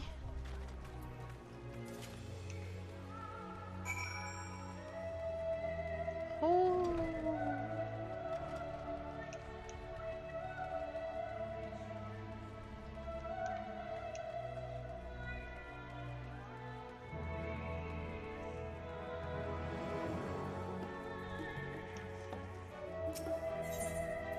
The faded title on the spine reads Stewards of Wisdom.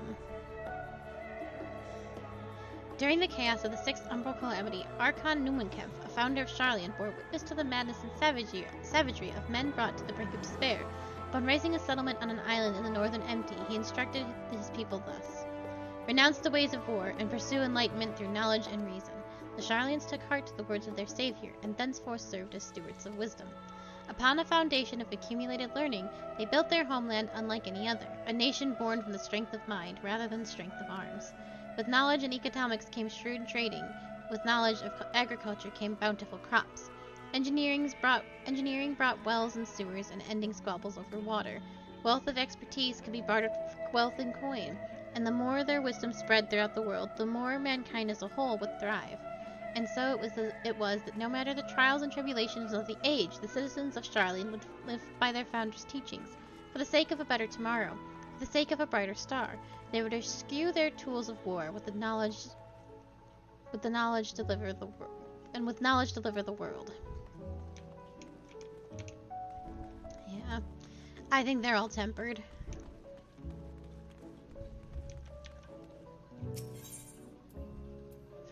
The title on the spine reads Forever 20 Summers.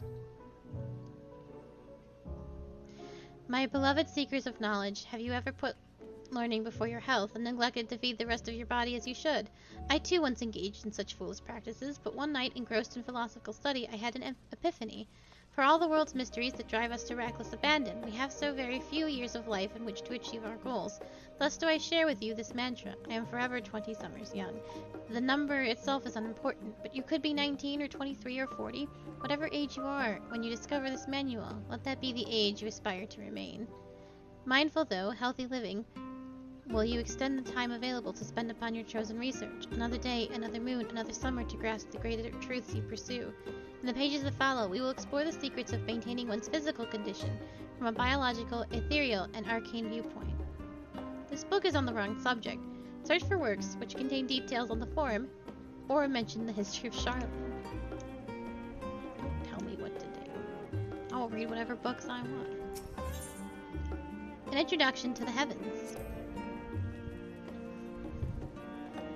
Have you ever gazed at the skies above and contemplated the mysteries contained therein? I speak not of shifting cloud patterns, but of vastness beyond, of the sun and the twinkling tapestry of the night. Some think the dome above us to be finite space, yet among the leading thinkers of our age, one scholar's depiction of the boundless sea of stars has firmly taken root. Alas, the heavenly sea remains unreachable, unknowable destination. There are few indeed who can explain in satisfactory detail why our own star is believed to revolve around the sun. It was the technologists of Alag who came closest to understanding the laws which govern the starry abyss. It was they who launched Dalmald and sought to expand beyond our earthbound existence. Having read of their ancient ambitions, I wonder, has your interest in this field of study waxed or waned? What if I were to tell you that the internal constellations were arranged differently in the distant past, that their positions continue to shift almost imperceptibly and measurably as we journey to the future? Would it shock you to learn that the stars drift further and further apart, and may indeed do so forever? Are you eager to learn more?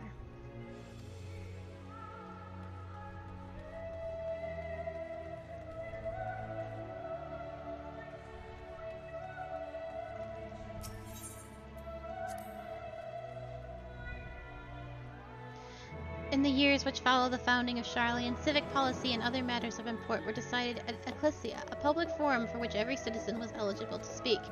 As the city's population grew, however, this format became increasingly impractical. The larger number of participants gave rise to even longer debates, resulting in significant delays in vital resolutions. Various measures were introduced in an attempt to curtail protracted discussions, but in the year 201 of the Sixth Astral era, it was ultimately decreed that Sharlayan would transition into a new form of governance. The nation would now be led by a body of 99 members, citizens chosen from amongst their peers by means of nationwide vote. Thus, the Forum, as we know it today, was conceived and created.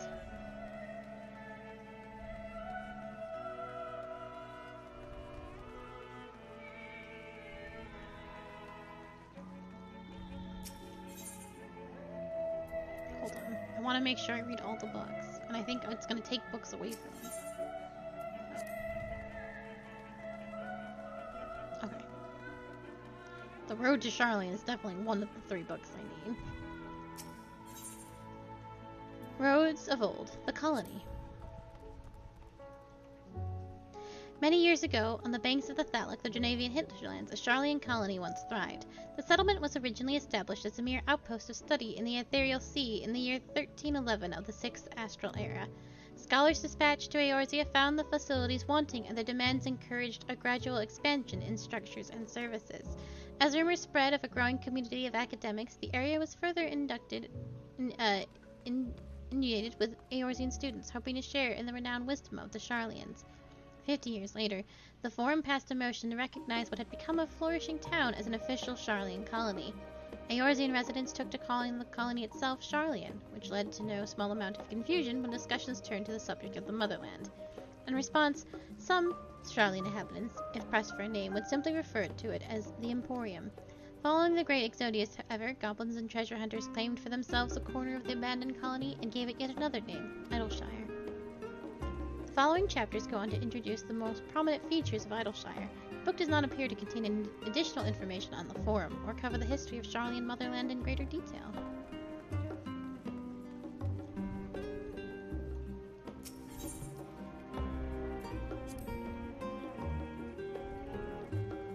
Long, long ago, on an island in the northern sea, there lived a Rogadan man by the name of Nurkampf.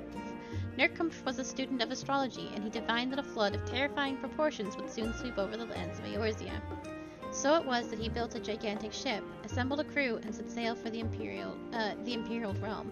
The flood arrived as foretold, and to their horror, the strangely churning waters drove the people forward towards the ocean. It was there, however, that Nurkampf's crew hurled them aboard his ark.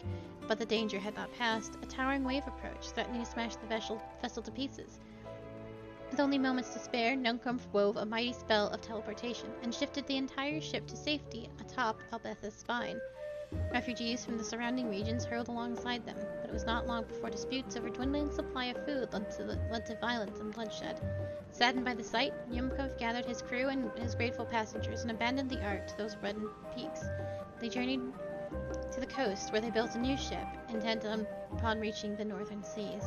They landed on the beach of an island and settled upon this very spot. That settlement prospered and grew, and in time it became the city of Sharlayan we live in to this day. You have gained a fundamental understanding of Sharlayan history and the foundation of the Forum. Head outside to the rendezvous point and await your companions.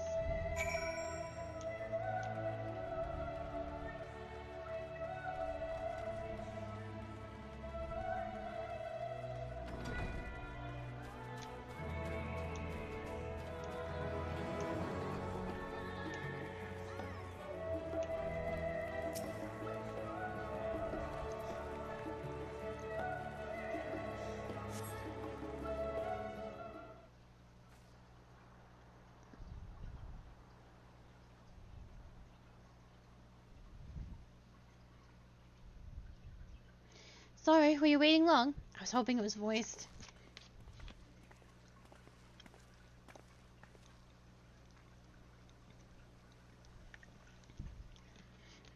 I wanted to make sure I'd borrowed at least a few promising volumes. Alphino and Kryl should also be along shortly. I was delayed in a similar fashion. As far as I could see, no titles in the Archon stacks mentioned in the final day specifically, so we have no choice but to start with the tangentially relevant tombs, if they are even that. At present, the plan is to skim through as quickly as we dare, and share our discoveries as we make them. It would have been nice to invite everyone to the estate, plenty of comfortable places to read, and a supply of hot tea. Oh, I was always quite fond of reading outside. But it's not about the little pleasures, is it? You miss your home. It's been difficult. After our arrival, we managed to speak with one of the family servants and ask how things are. It seems our dear father has instructed the staff that even if Alphino and I were to return to Sharlayan, we were not allowed to cross the threshold. A harsh measure indeed. I hope that our efforts to understand his position and that of the Forum will perhaps lead to a reconciliation. We will mend this rift one day, I am certain of it. And what of you, Graha? Have you been to visit your family, or do they not live here in the city? Oh, well, my situation is also somewhat complicated. I was raised in Sharlayan, yes, but I was born rather further away. In the southern reaches of Ilsbard, in fact. For generations, my people have dwelt in Corvos, a coastal region opposite the island of Thavnair. The Alagons founded the city in that fertile land, and by ship brought in the subjugated tribes of the Mukote to serve as laborers.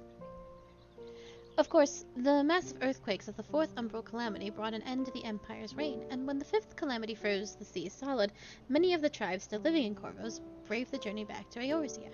My ancestors, however, chose to remain, and they might prevent the remnants of Elagon technology from being misused. Isn't Corvos under Garlean rule? For the past 50 years, yes. Some semblance of local culture remains, as is the case for most imperial provinces, but Garlemald renamed the region Locus Ammonius. When I was a boy, a nearby town came under jurisdiction of an illustrious imperial family, the nobles of House Darnus. House Darnus demonstrated a singular interest in Alagon civilization, and so my tribe was forced to consider a plan of action. For some time already, voices had been raised in favor of abandoning our ancient customs. After all, the Alagonai no longer passed to our eldest children as reliably as it once had. For fear of our discovery eventually tipped the scales, and the decision was made to bury our ties to the knowledge and traditions of Alag. As the last child born with the Alagonai, I was given over to the custody of friends and the students of Baldessian, who had me registered as a Sharlayan citizen. I never even considered. Forgive me, it was an unkind question. Even Thancred was taken in by Archon Louis Swan, was he not? Stories of adopted waifs and rescued orphans are more common among Sharlayans than you might think. Yet, regardless of our origins, we all provided an equal opportunity to learn, and with sufficient perceptivity, we outsiders can even earn the vaunted title of Archon. 'Tis exactly why I have such a love for this country, and why I wished it to remain a nation of which its citizens can be proud. Hear, hear, another good reason to get to the bottom of the Forum's stubbornness, aside from the trifling matter of our impending doom. Excuse us while we try and make some headway into these books, Akali. More company should be arriving any moment now.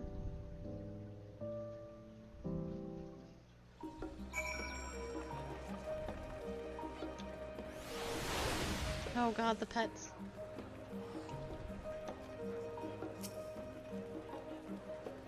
I wish I could talk to them, but there are simply too many people.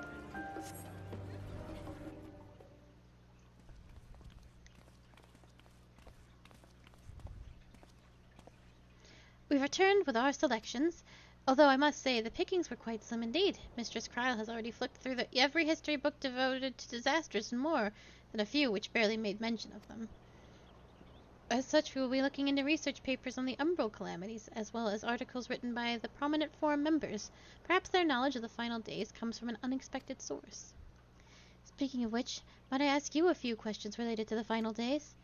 I am the only one here who didn't witness the events of Amarat firsthand, and fear I may be overlooking critical details.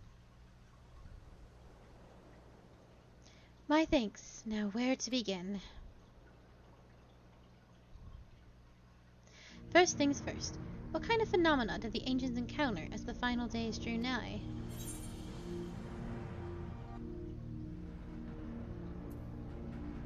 A complete destabilization of creation magics.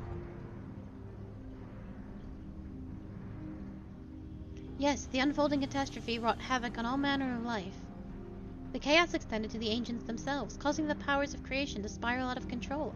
Fear and despair manifested in terrible, tangible fashion. Meteors raining from the sky, fire erupting from the ground, indescribable abominations prowling the streets. That more or less aligns with my understanding. If only the arts of creation had survived until the present day, we might have had something substantial to analyze. To the best of our knowledge, however, these techniques were not preserved or passed on. Yashola surmises that the closest known magic is that of the summoning rituals, promulgated by the Ascians. Was there aught else of note which heralded the approach of the final days? They say it began with a keening sound from the land itself.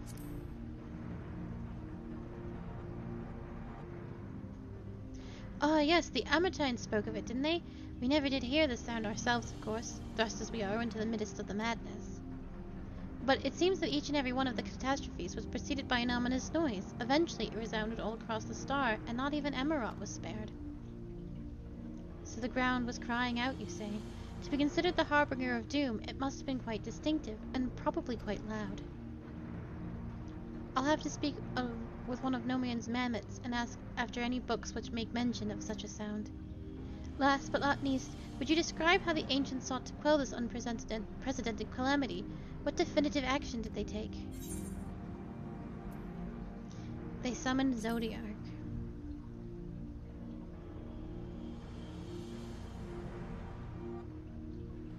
Yes, with Elidibus serving as his heart, so many gave themselves in sacrifice to bring him into being.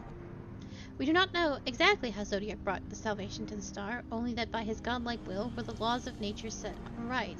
Then, once the balance was redressed, the ancients offered up further sacrifice to heal the ravages of the final days. Lives sprouted anew, and it was these fledgling souls they intended to render unto Zodiark, a trade that would allow them to resurrect the shades of loved ones absorbed by the primal. Or might have, had Anat and her fellows not manifested their opposition in the forms of Hydaelyn.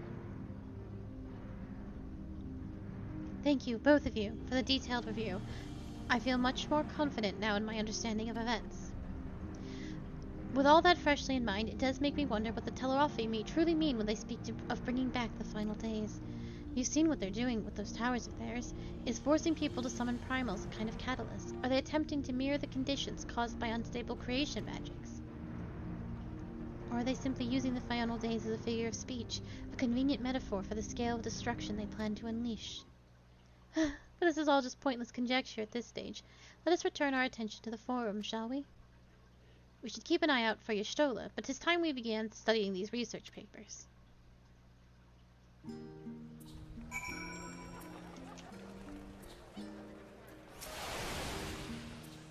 What else do I know of Corvus? Precious little, I'm afraid. I've not returned since Master Golov first brought me here. I can tell you that Corvosi rebels seek to slip the yoke of their Imperial masters, though the fighting is far less fierce than it once was. Oh, and they have carpets. Flying carpets. The legends are quite extraordinary. I have one of those. There are others better suited to poring over old history books, so I thought I'd try my luck with more recent events. If I can find anything to better inform the forum's baffling behavior.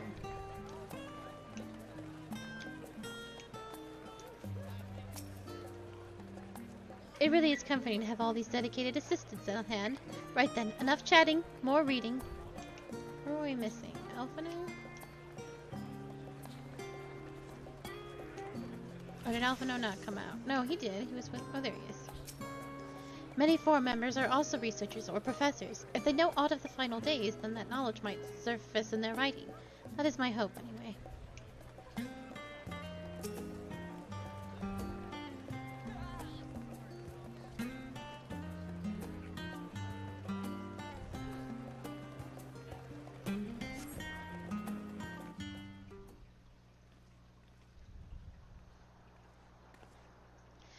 I'm the last, am I? Well, my extended search of Archon stacks produced one of 2 possibly useful books, but I wouldn't get your hopes up. If you recall, Urianger learned of the source's reflection from the Gurren oracles. For its potential to cause panic and confusion, that tome was deemed aprophia and sealed away in the Great Google Library. 'Tis even less likely that knowledge of the unsundered world, not to mention the horrors of the final days, will be left sitting on the shelf for any curious scholar to find. It stands to reason that my colleagues, be they archons or counselors, should perforce be largely ignorant on the subject. Yet when you confronted Master Fortuneau with knowledge of the Tevelafori and their machinations, he scoffed at the suggestion that they posed a threat. He seemed adamant that the Forum would know if the final days were truly upon us, which only supports the conclusion that whatever privileged wisdom is guiding the Forum's behavior is being kept secret from the rest of the nation.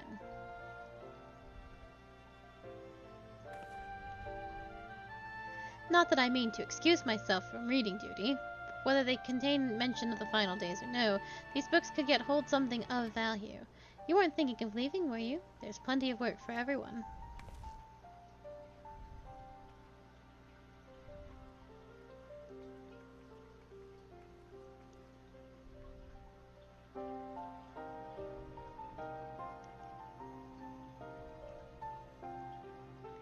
You labor for what feels like an age as Y'shtola's research assistant.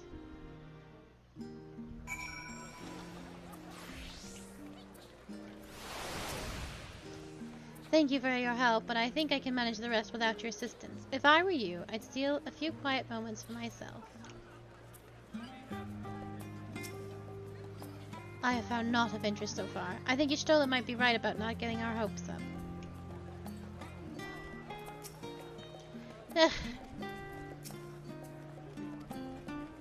Your efforts to gain Grahatia's attention go unnoticed. He appears to be lost in his reading.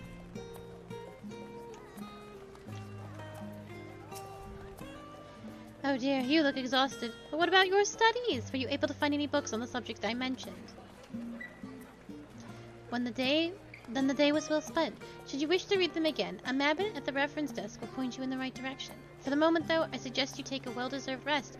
We might be occupied with our research for quite some time.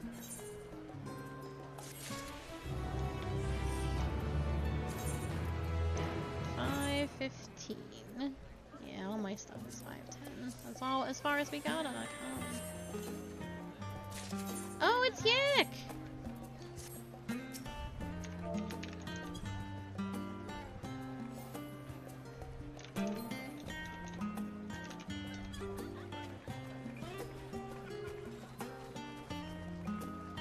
And Jim! And Phil! Oh, that's not what I meant. I meant to send...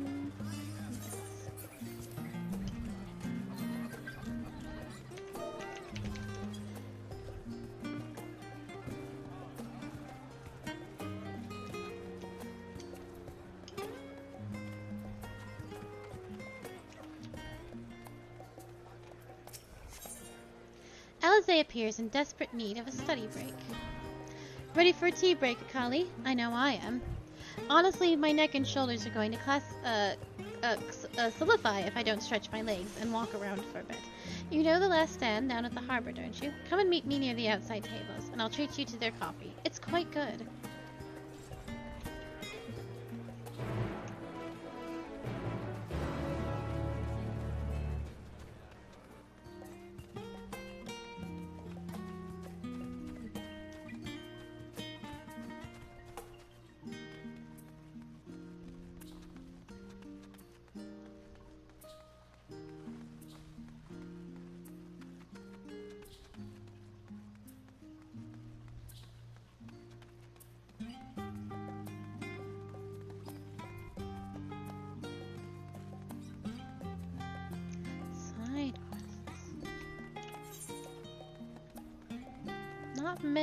Not many yet, anyway. I really just want to see the next zone so I can do stuff on my girl. Oh, look at this! They changed it. That's exciting.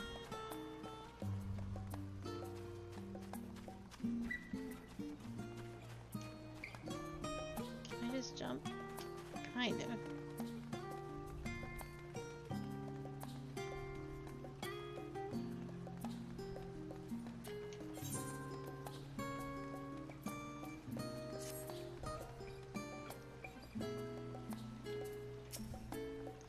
As busy as ever, I see. How very Charlian that no other gourmet cafe has sprung up to compete for customers. Actually, this crowd gives me an idea. Before we place an order, why don't we ask a few questions and gauge the mood of the city? I'm interested to hear what the average citizen has to say about the Telewarfi. We might even learn something new. Worth a try, don't you think? LSA is now accompanying you. Keep her at your side in order to proceed with your quest objectives. You can leave LSA behind by entering a different area, putting on too much distance between you, or speaking with her and selecting the option to part ways. If you wish to have LSA accompany you again, return and speak with her at the original location. Come on, girl. Wait, what? What is it? Can't a man enjoy a moment of private respite? If you're looking for it to share a table, then I respectfully request that you look elsewhere. You misunderstand, sir. We were simply wondering if you knew of the Telefori. These enemies of peace have promised an end to the world we hold dear, and... Wait, you're that House Levier girl, aren't you? And this woman with you is obviously a foreigner? I heard you were stoned for helping outsiders indulge their barbaric whims, and here you are, giving truth to the rumor. I'll thank you to leave me be. I've naught to say to the likes of you. Well, I must apologize. 'Twas foolish of me to expect an ounce of civility from one so enlightened. Come, Akali. What a jackass.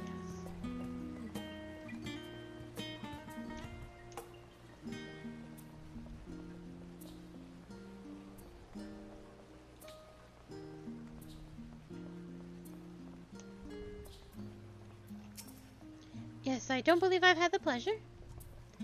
Pray excuse the interruption, but we were hoping you might share your thoughts on the Telefori and their unconscionable plans. My goodness, if it isn't the young Miss Levier. My apologies, but I work in the offices of the Forum, and if word reached Master Fortuneau about that I was helping you... I see. We're sorry to have bothered you.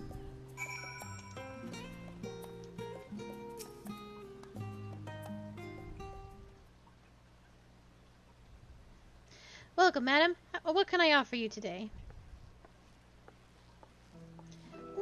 Wait, is that Mistress Alizé I see there? My word, how long has it been? Far too long.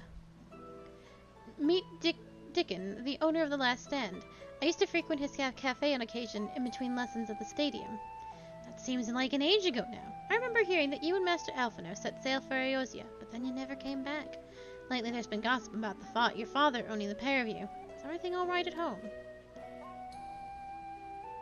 It's complicated, and I hadn't expected complete strangers to be so familiar with our situation quite so quickly. Everyone has an opinion, it seems. Well, it is House Levier. No matter how discreet Master Fortuneau may have been, news of your family's doings never stays secret for long. Things being what they are, what brings you back to the city now, of all times? We have questions, and only Charlian has answers. Tell me, Master Dickon, have you heard anything about the apocalypse called the Final Days? What, like an end of the time, kind of the end of the world? Nothing like that, I'm afraid, and that's what you're here to find? Information on this apocalypse? Yes, whatever we can learn. Unfortunately, your patrons appeared unwilling to speak with me. I wish there was more I could do to help.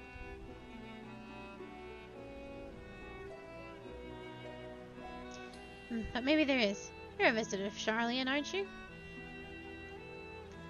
Well, then few will know your face. You should be able to pass off as a server with none the wiser. We just finished preparing a few orders. Strike up some friendly conversation while you're setting down the food, and you might just get the answers you're looking for. Not a bad idea. I hate to ask, but what do you think? That's the spirit. Pay attention now, and I'll explain where each of these dishes needs to go. The tea is set to go to the Traddy group sitting by the water's edge. The omelet is for one of the regulars, a Highlander by the name of Gisla. She's sitting outside a table with a friend of hers. Behind them, you should see the Makote gentleman. He ordered the oven-baked lobster. Got all that? If you're not sure, just ask and I'll explain again. Good luck. Let me see if my sleep-addled brain can do this. Something bubbling by the water's edge. There was a group of them. And they wanted tea.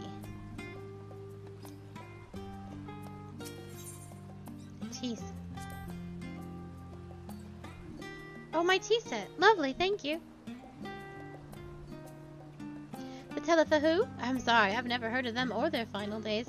My friends and I are somewhat uninformed when it comes to current events. Now, if you wanted to hear about the ritual arcane practices of the 6th Astral Era, common or esoteric, then I'd be happy to talk your ear off. If this is Gazilla, then she ordered whatever was not the oven-baked lobster. Yeah, the envelope. Ah, finally. 2, 4, 6, 8. Let's dig in, no time to waste.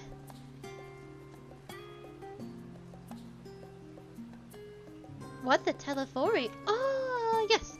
I remember seeing the name in the latest Gazette. That's some grand claim about the end of days. Some old senseless warmongering. When will those fools grow tired of spilling each other's blood?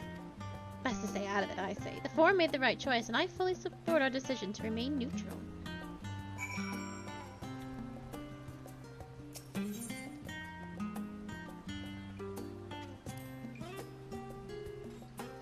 Alas, the oven-baked lobster is mine. You have no idea how long I've scrimped and saved and stuffed to afford this heavenly dish.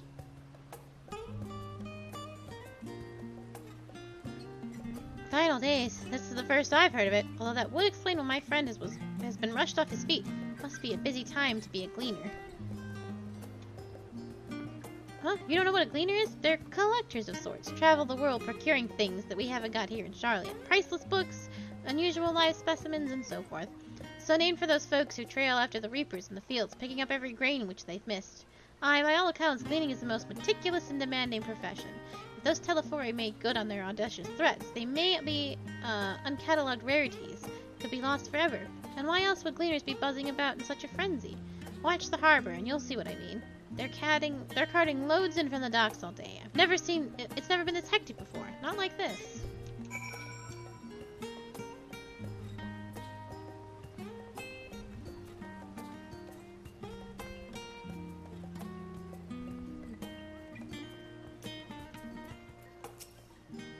Any trouble with the customers? Were you able to get anyone talking?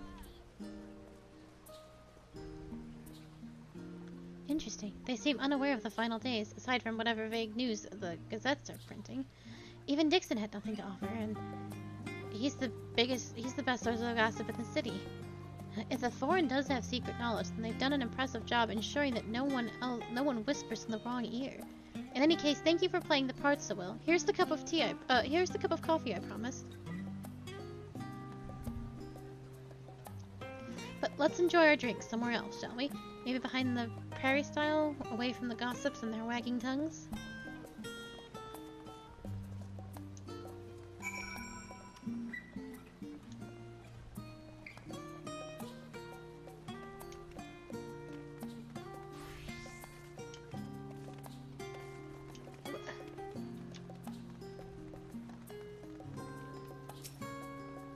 Yes, this should do nicely. On the wind and out of sight.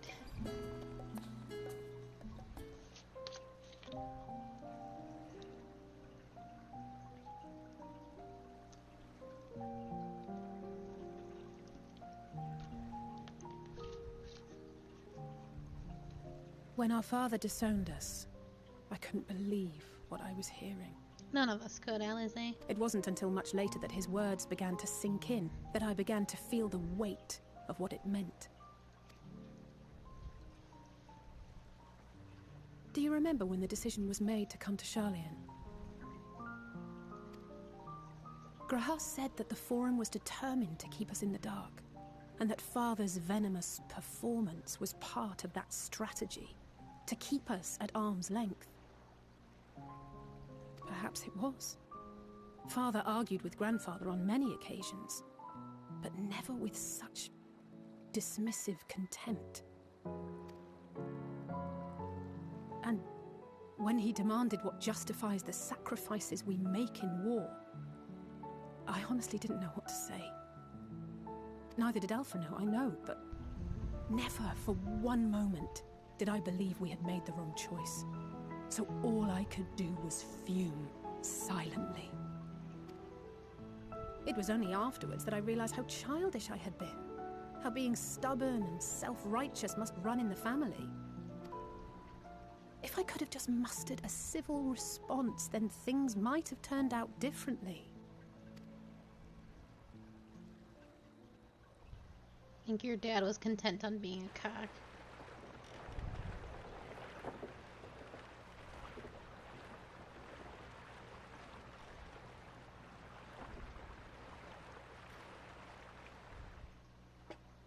They must be ferrying goods to Labyrinthos.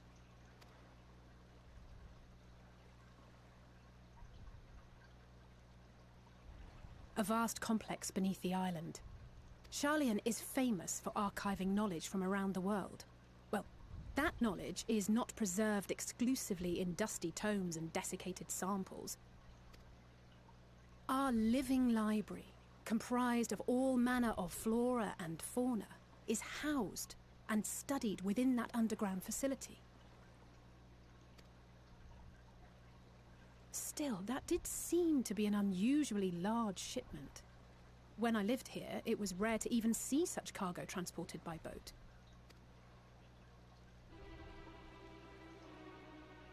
Wait, didn't you hear something in the last stand about the gleaners coming and going more than usual?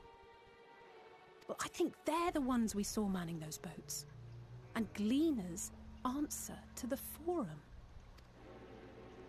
If the appearance of the Telophoroi prompted this sudden burst of activity, then Labyrinthos may hold a clue as to what the Forum is planning.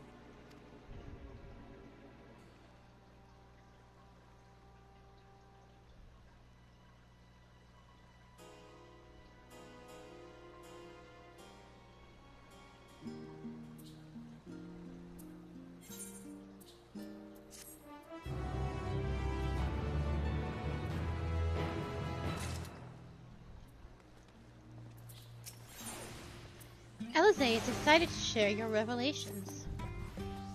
We should tell the others what we've learned about the Gleaners. Go ahead to Nymphorium, and I'll join you in a moment. Master Dickon will want his cups back.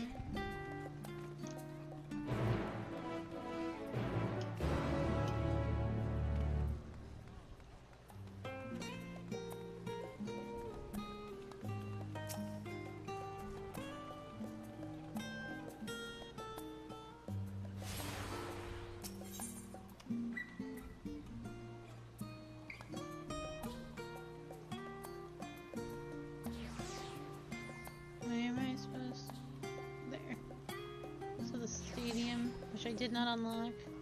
It's in the Baldessian Annex.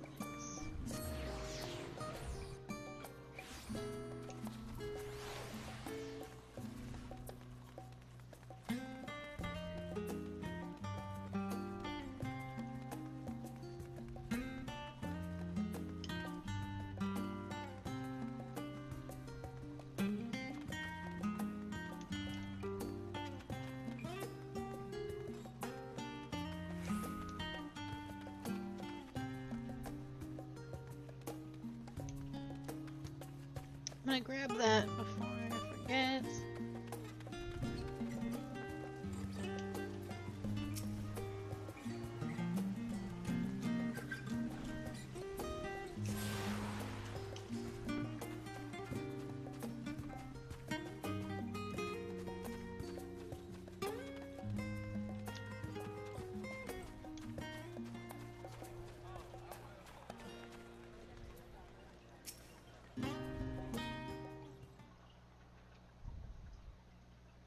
Welcome back, Akali. Been for a walk and cleared your head, have you? Not exactly. We did have some impromptu investigating and turned up information on the Gleaners.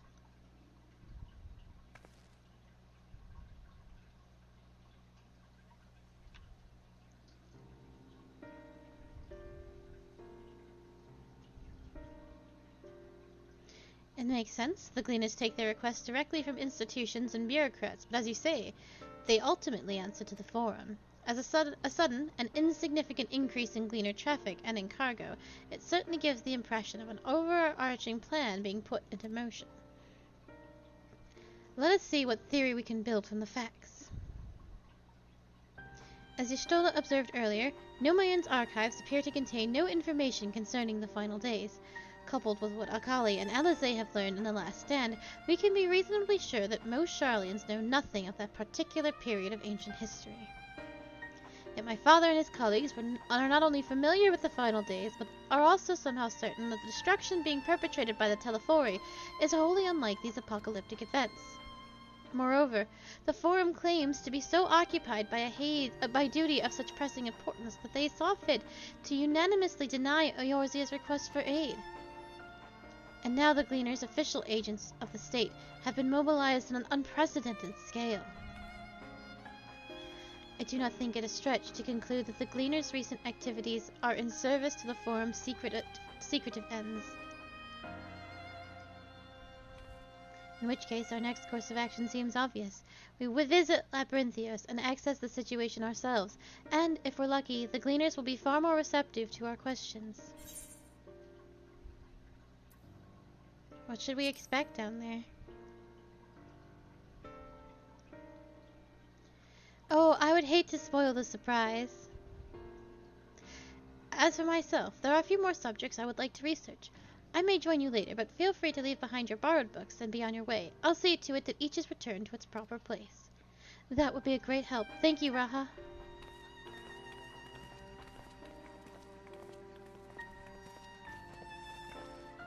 Let's head down the stairs over there. I'll show you where the entrance is.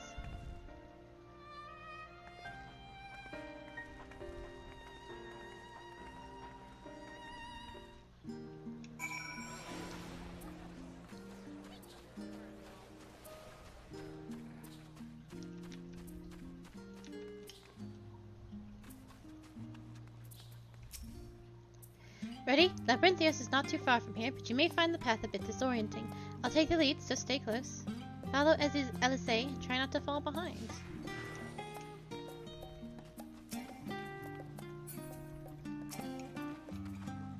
Can I follow her? No. Girl, you walk so slow.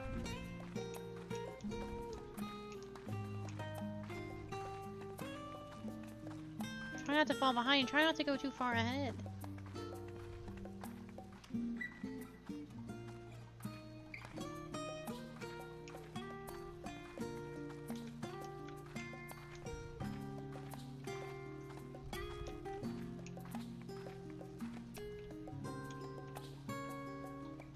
Oh, now we running?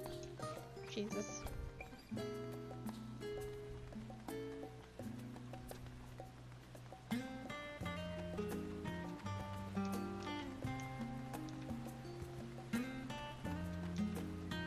She is like in full sprint mode, and I think I'm still going faster. Oh, if I sprinted, she would be screwed.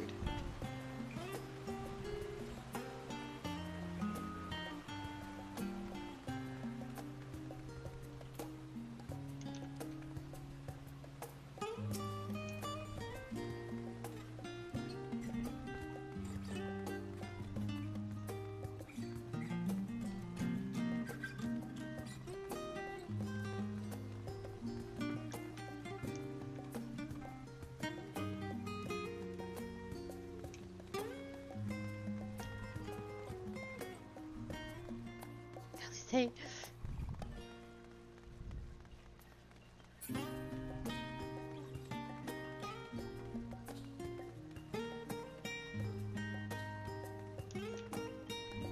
Here we are, through this door and down the stairs. You did remember to attune to the shard back there, didn't you? It'll make your life much easier if you need to come back in a hurry. Otherwise, we should keep moving. Don't worry, definitely did.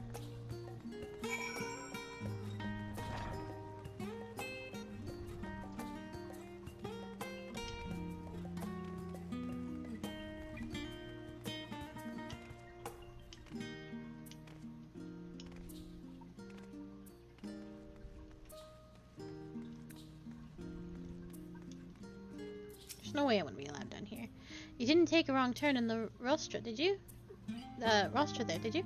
I doubt the Forum would take kindly to you barging into private sessions. I've not been to Labyrinthios in the longest time. Even as a student, my visits were few and far between.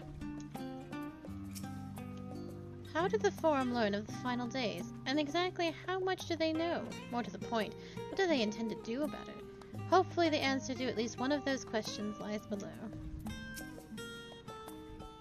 Well, we're all here now, yes? I've taken the liberty of securing permission for our group's descent. Right, everyone onto the lift, and down we go.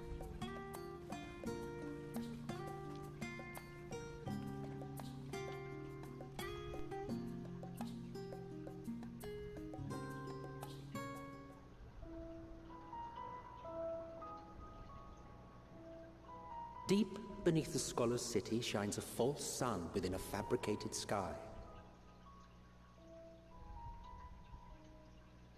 In any age exist those who consider the floor an extension of their bookshelves, and this vault's architects surely belonged to that special breed. If the stack grows too high, start a new one. If no room remains, then make more rooms. A simple solution at first, and then bit by bit, a profound transformation. Knowledge buried beneath knowledge, a growing, creeping labyrinth from which there is no escape. I love his narration. Build more rooms.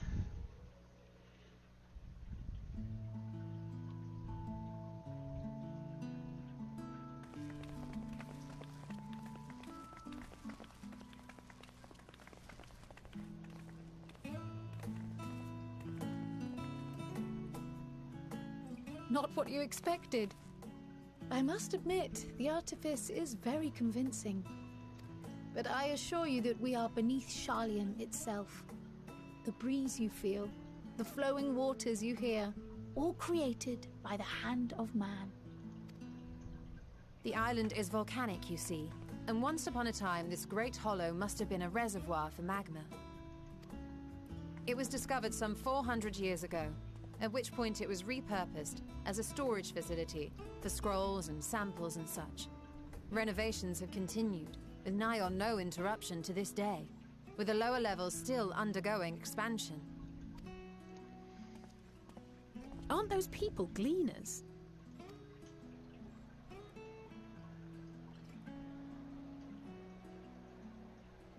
Aye, judging by their dress. They are said to work alone as a rule, but 'twould seem that rule is being enthusiastically broken today. It may be as you suspected, that they are engaged in a task apart from the norm.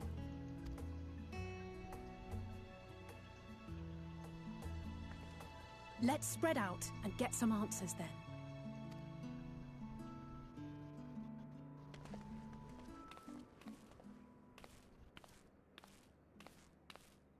Ugh.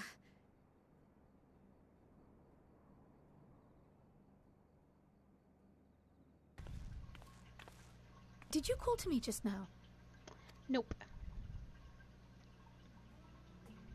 No. How odd. I must be a bit dizzy from the descent. I'll be fine, I'm sure. Oh boy. Let's get to work, shall we? Are we gonna fridge Kryl this early? Please. Let her participate in the story. I don't have Kryl getting fridged. I should have put it there though. I suspected it in my heart. Put down something stupid instead. Oh well. I'm sure she'll be fine. Excuse me, are you a gleaner? If you don't mind, I have some questions to ask.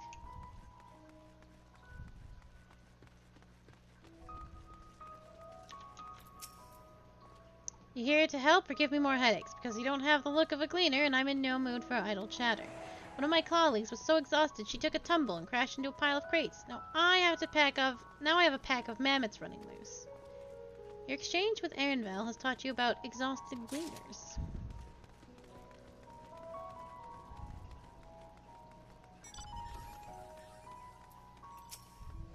Let me think. The Rhea CH should be items 1058, cumin seeds 1059, snurpleberry 1060, or were they 1061?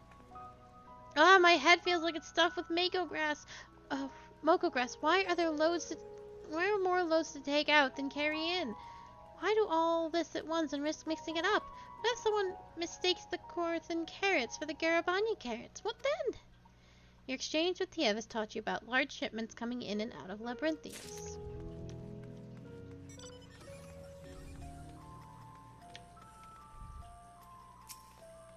Most of these gathered here appear to be gleaners, but why don't you wander around and try making small talk?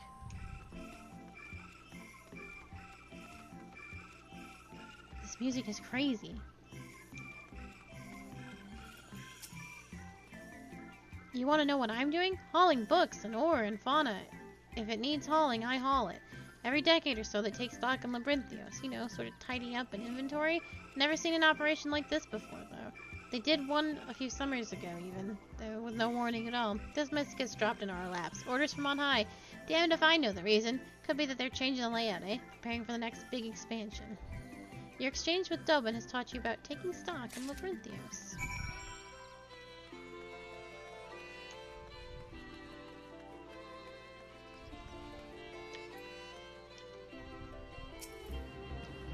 Any luck, Akali? What tales did the Gleaners have to tell?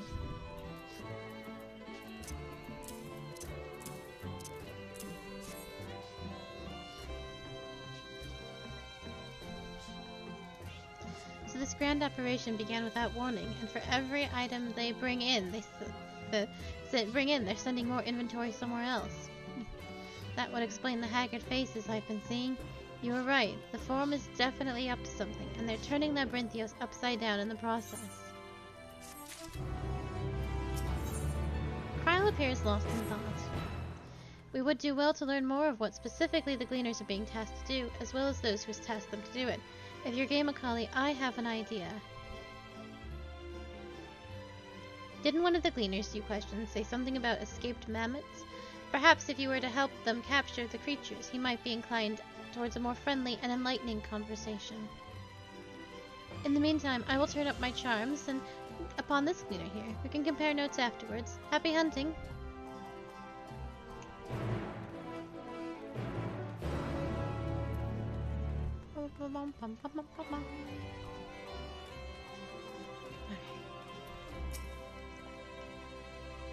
This man's ears seem different. Oh, is it because he's a boy bunny? Hold on. Did the boy bunny ears just go back like that? What the fuck? You wish to help me find the marmots? I've nothing suitable to pay you for your services, but if you're offering out of the goodness of your heart, I'd welcome the assistance. The name is Erenvel, friend, specialist in the collection of live specimens. That said, the capture of these, Nexian marmots is a trial I've no desire to repeat. Grizzled mice, they call them. For mercy, there should be no other marmot species on this tier at present. I keep saying mammoths, but they're marmots. Please understand I've been streaming for almost 14 hours. For mercy, there are no other marmot species on this tier at present, so there should be no mistaking our little fugitives. If you happen to catch any, stuff them in the sack. Gently, of course. Where to begin, you wonder? I've not seen any scampering around here, so we will need to widen our search into the surrounding forest. Be on your guard. Those beasts are out there, and they won't hesitate to prey on a marmot or you. I'll search the trees to the west. The eastern part of the forest is all yours. Good luck.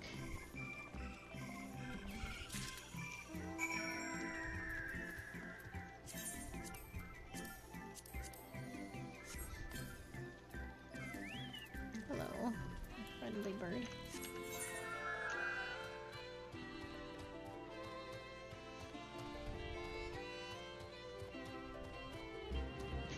Three Aetherites out here? What? Aw, I should have.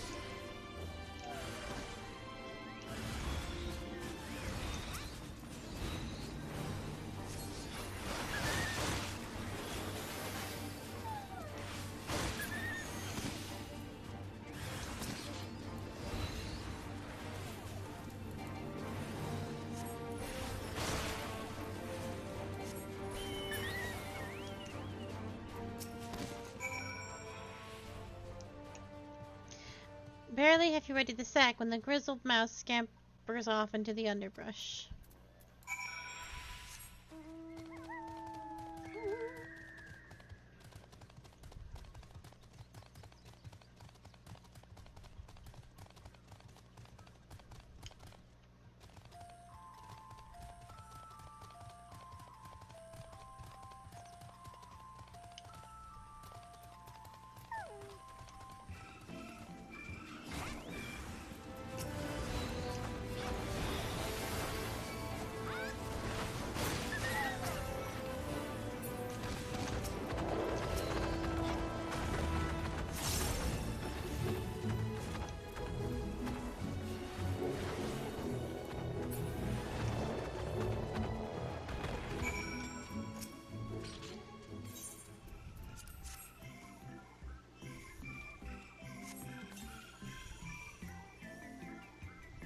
The rodent nimbly evades your grasp before once more disappearing into the trees.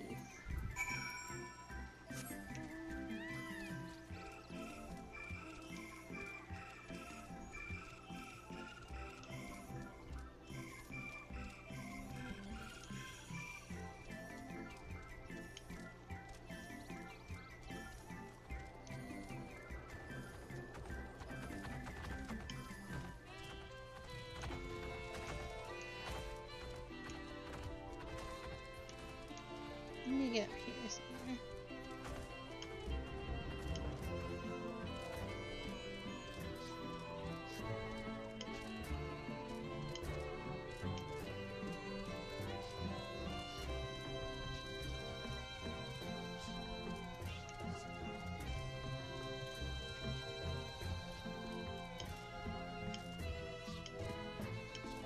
Aetherite current.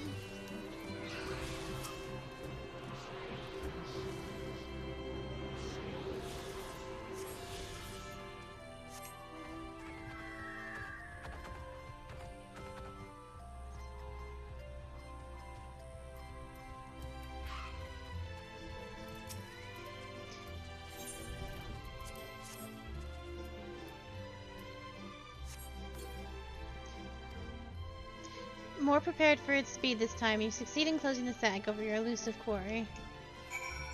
Champion of Eorzea gets outplayed by a rat 3 times in a row.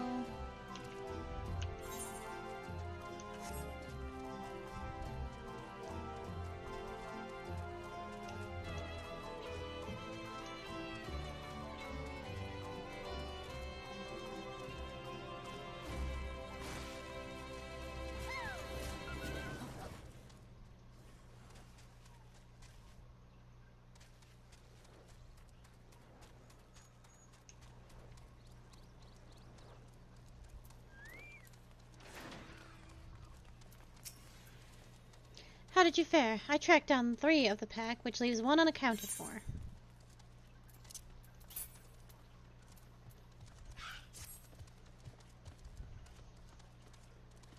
Ah, there's the odd marmot out.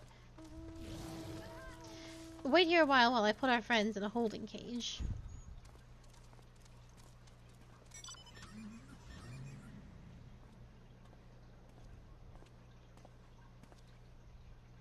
Thankfully, the mammoths seem to be unharmed. They have held up well in isolation, but it's much too soon to release them into the habitat.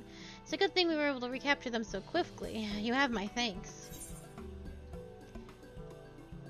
Who tasked you with the capture of them in the first place? Why, the authority in charge of Labyrinthios, and now in perpetuity, the same officials who had us working all day and night as of late. The honorable members of the Forum. Who else? Suitable for consumption and easy to breed. Those were the 2 conditions I was given for the stock I was instructed to procure. I don't know what the Forum has planned for these creatures, but at the very least I doubt they'll be served for dinner today or tomorrow. Oh, interesting. There you are, Akali. Is this the gleaner you mentioned, the one who was looking for the lost marmots? Interesting company you keep, friend. Who are you folk, anyway? I'm Kryl of the Students of Baldessian, and these are my associates. Truth be told, the Forum's decisions of late have not sat entirely well with us. That's why we made for the descent in Labyrinthios. We hoped that by seeing those decisions put into action, we might more fully understand their reasoning. Wise and practical, never hurts to try and gain a broader perspective, does it? Anyway, duty calls, other animals to capture and enclosures to empty. Once again, I'm sorry that I can't offer more for your services.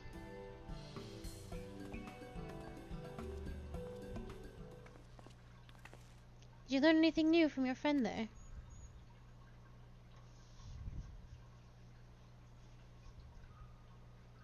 So we've confirmed that the order for this ambitious operation did indeed come directly from the Forum.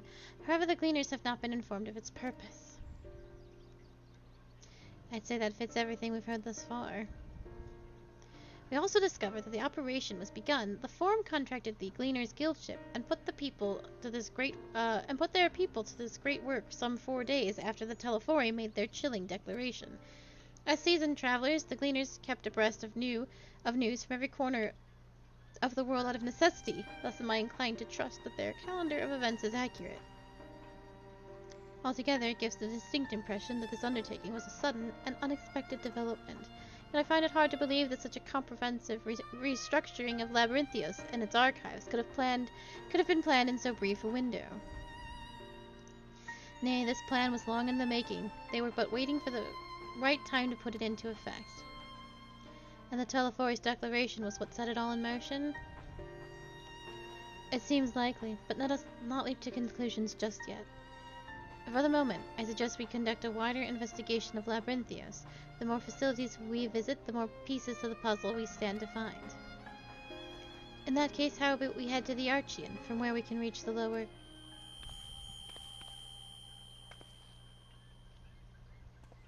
Krile, what's wrong? I'm fine, truly. The sudden descent has left me with a bit of a headache, that's all. Nothing will stop me from soldiering on. Let's be about it, then. At least allow me to take the lead. I'm fairly certain I remember the way to the Archean. We followed the path east through the forest, where you were chasing after that mouse, or marmot, was it? Anyway, 'tis the trolls you need to watch out for. I'm curious. I really want to go to bed. But I am so curious about what's going on with Krile. I would also like to get deeper here for personal reasons.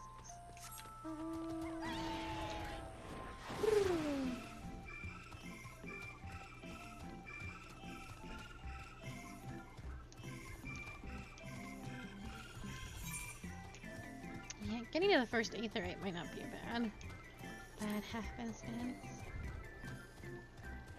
I'll do more tomorrow. We're at a good stopping point right now. I can do a bunch of stuff in here on Casa. I have to do her roulette anyway.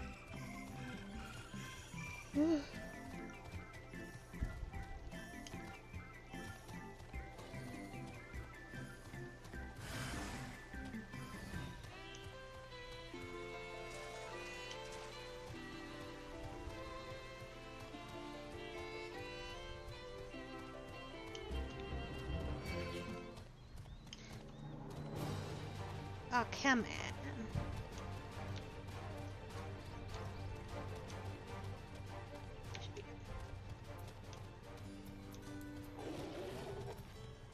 Oh, this is the anti-tower music. I heard it a billion. Or is it the Global Library? No, it's anti-tower.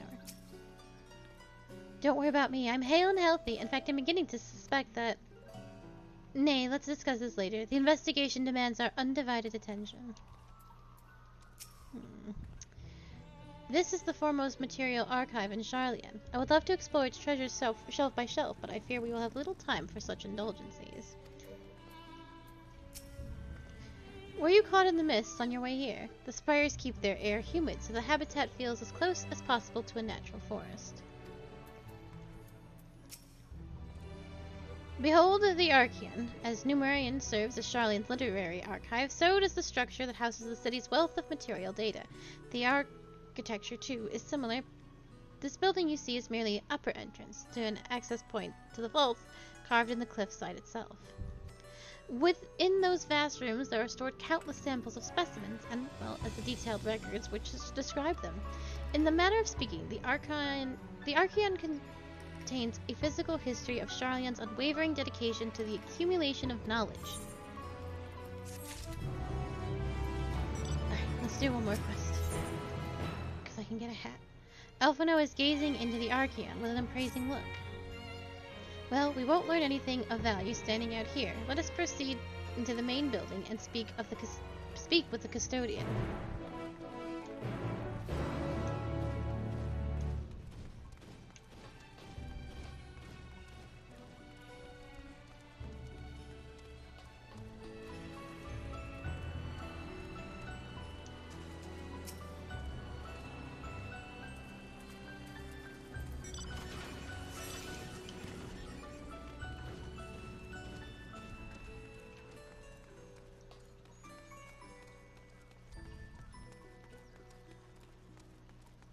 Carbies look different. Did they update Carbies? They did. These look way different. Fuck, stop moving around. Fuck, I am a summoner. I can just summon my own fucking Carbies. Oh, don't tell me about it. Don't tell me anything about what you've done here. Oh no.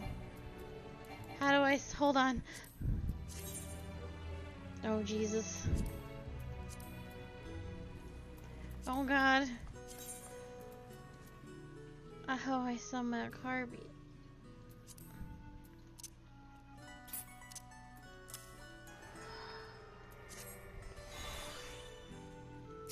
Yeah, let me look at these little bastards. He's way more blue.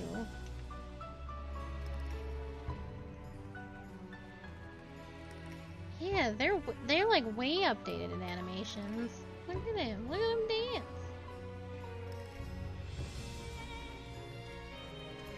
My buttons are all... Interesting. Alright, I'll figure out what that all means as far as being a summoner later. That's a task for me when I jump on my main. Greetings, we are here to pursue the Archaean Vaults. Pursue? Peruse? You are clearly not gleaners then. Might I ask your affiliation? We belong to the students of Baldessian, but is that relevant? I was given to believe that the vaults were open, those open to the public at least, were open to the public. Ordinarily, yes, that would be the case. At present, however, access is restricted. Only persons directly involved in the organization efforts are permitted to enter. Not us then, I suppose. We had better move along to another facility. This building has a lift which connects to the middle tier, yes? Might we at least make use of that? The service has been suspended, I'm afraid, for the time being. Priority has been given to the convenience of inventory. What? So this is as far as we can go? I apologize for the inconvenience. Please come again after our restructuring operation is concluded. By that time it will be too late, and we were so close to getting answers. We need to rethink our approach. Let us step outside for a moment, shall we?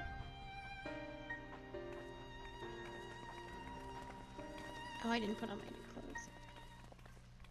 Students of Baldessian. What is going on in this crazy activity? Everyone in here has to be tempered. Well, I have to put my clothes back on, because I forgot.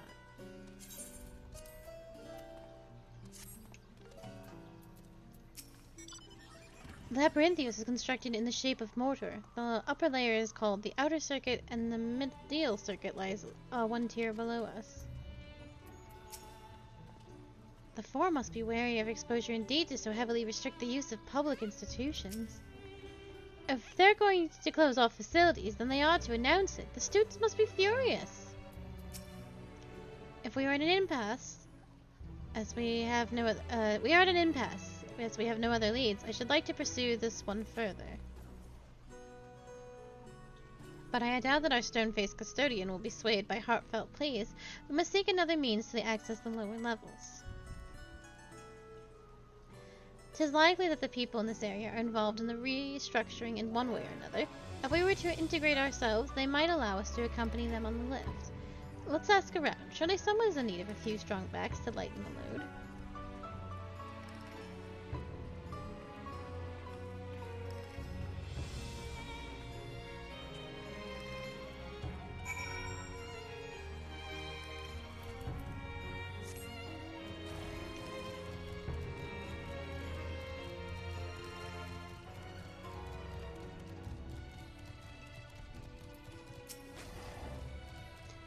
Was that you would take you down on the lift with me? Sorry, but not a chance. I've been up and down all day, and only now have I finally found a spare moment to rest. I did see a gleaner fellow heading out the gate there, though, shouldering a large pack, engaged in some manner of task. Maybe he'll be headed down after he's done with whatever he's doing.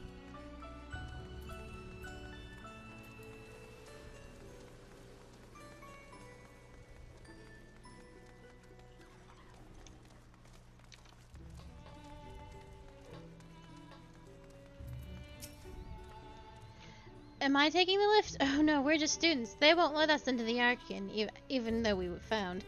Actually, we have no idea what it is we found. There's no record of such a creature anywhere, but it was wandering around Tranquility, and so we thought to donate it to the vaults.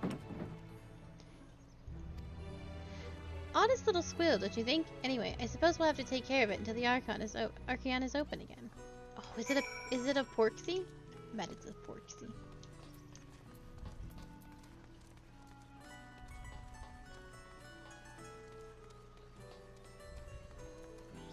Can I just like jump through this shit? Oh. Sharlayan? Oh, there we go. It's like, surely you wouldn't make me walk out the one single door. That would be madness.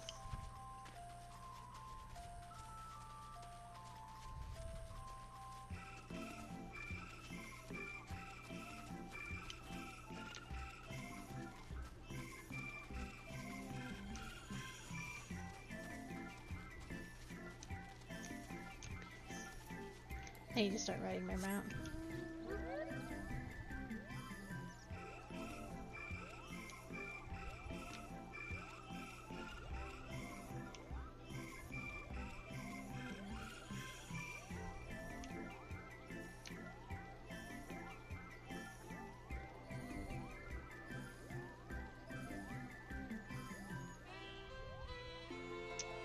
Really?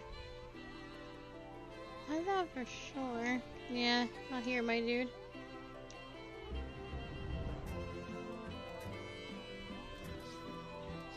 It has to be down then.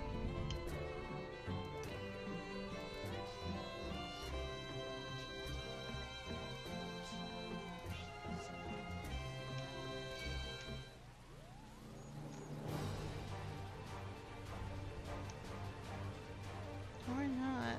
I actually don't know. Stop bullying me. I'm lost and confused and tired.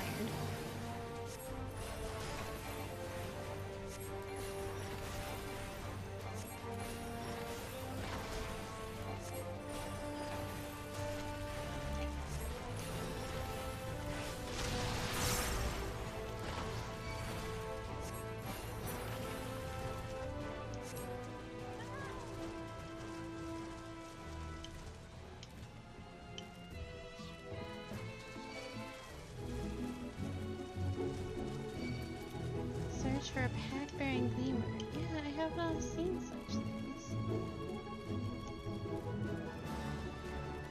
Oh, I think those doors do open. I thought so, but when I pressed my mobile mount against them, they didn't budge.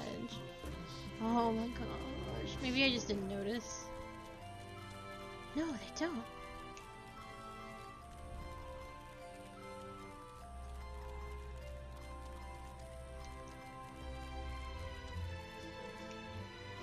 Oh, there he is. Everyone has also... I've watched so many people circle this building. I think it's the mob of people. Quiet! You'll frighten it away!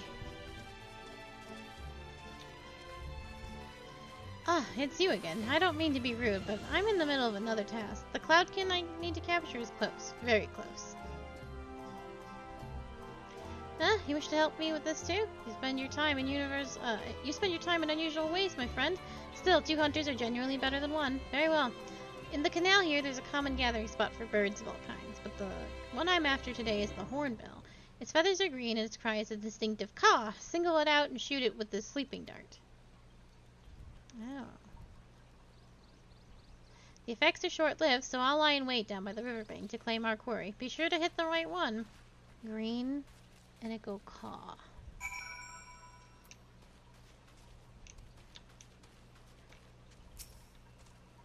Search your surroundings for the hornbill. You may move your camera. Yes. Green Inico Claw.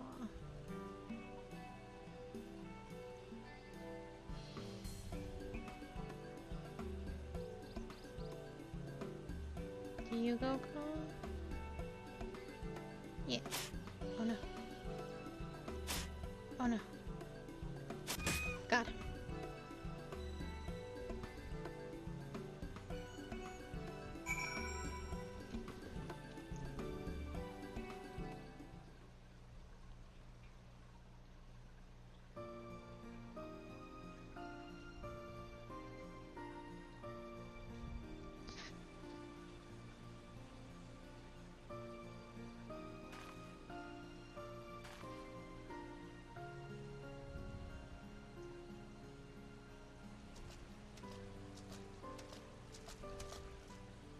Fair shot.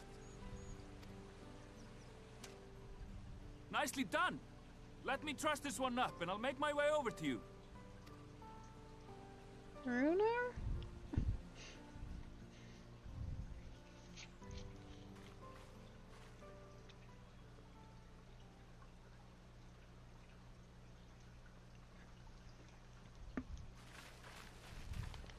There you are. Any new revelations?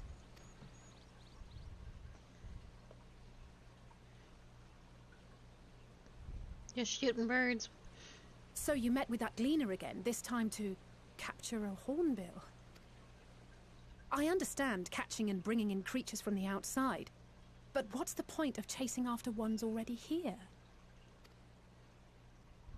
Oh, it's a simple thing, really. Occasionally, we remove specimens no longer needed for study, or those we've had difficulty raising. But we can't simply turn them loose. Safely returning such creatures to their native habitats is another facet of a cleaner's duties. But not in this case, I'm afraid. I've been asked to bring the bird below.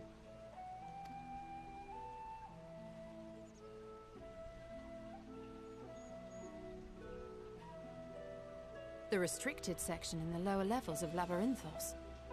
Open only to a select few researchers hand-picked by the Forum. The projects down there are the subject of rumor and hearsay. Forbidden magics. Advanced technologies that can never be allowed to fall into outside hands. Even Archons are not privy to the truth. Those who are, the researchers involved in this secretive work, are not permitted to walk freely in the city, and are instead required to live in isolated quarters. This city is fucking buck wild. It is like a nest for corruption and mad scientist happenings. What could a facility subject to such strict security protocols possibly need with a hornbill? An experiment? Here's my fucking take. This is what I think is happening.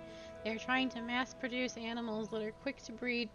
They said it before, the marmots or whatever. They like, I thought I said easy to eat and quick to breed, but I think I misheard that. But they're trying to get animals that are quick to populate and probably easy to eat, because they know that the final days are coming and only a select few are gonna like bunker down in their secret fucking crazy ass underground library and then let the world burn around them. So they're just producing mass stuff so that they can survive however long they need to survive. Possibly.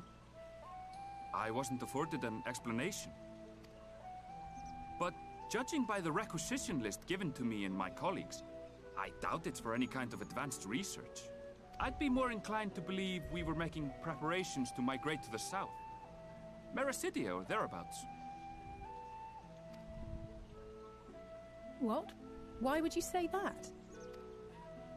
Much of the flora and fauna we were asked to procure could serve as reliable sources of sustenance. Yeah.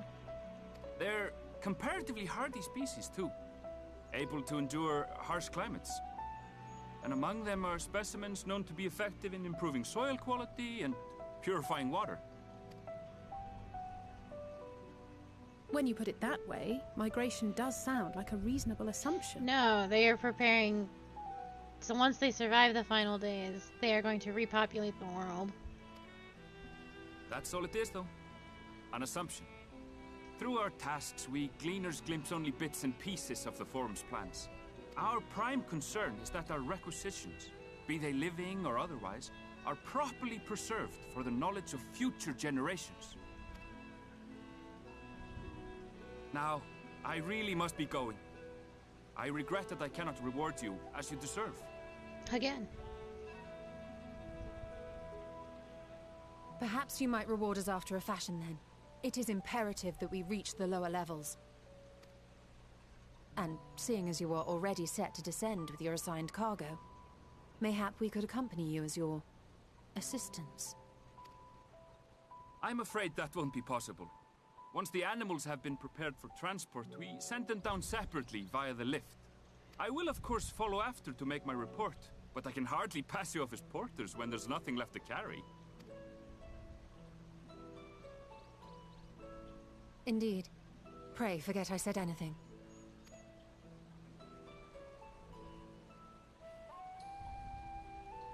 How do you feel about climbing? If you've strength and the courage to brave it, then there is another way down. This path leads to the 33rd facet, a mineshaft excavated during one of our expansions of Labyrinthos.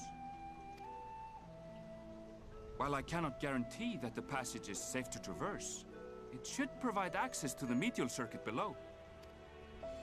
I never even knew such a place existed.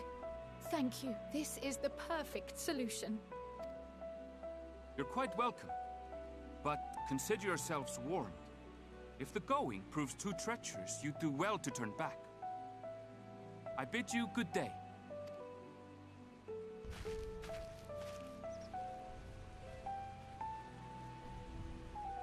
Well, turning back is hardly an option, not when we've come this far. Let's go and take a look at this mine shaft. Let's.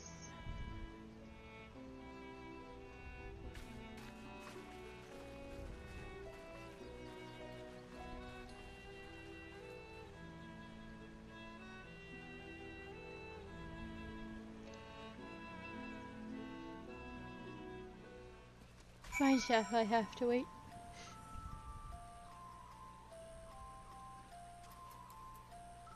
Yeah, we'll look at the mineshaft, but we won't do anything else.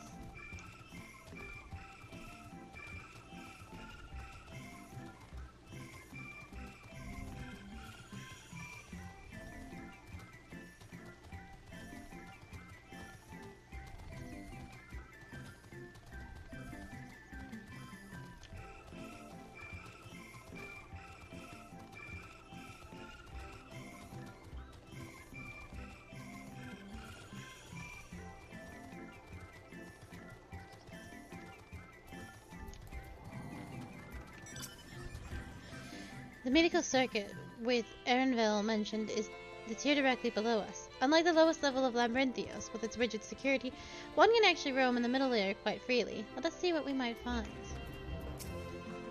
I took a peek inside, but it's awfully dark in there.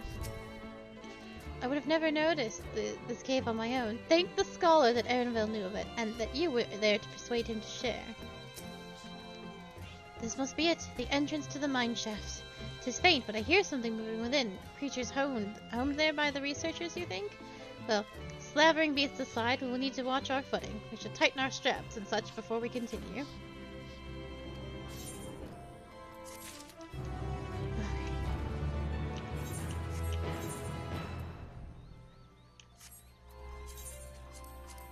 What kind of dumb hat did I just get?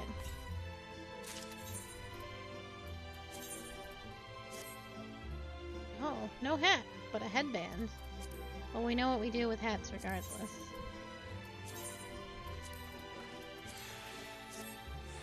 Bam. Alright, it has been a long stream, but I must call it here. I will be back tomorrow with more Final Fantasy at 6 p.m.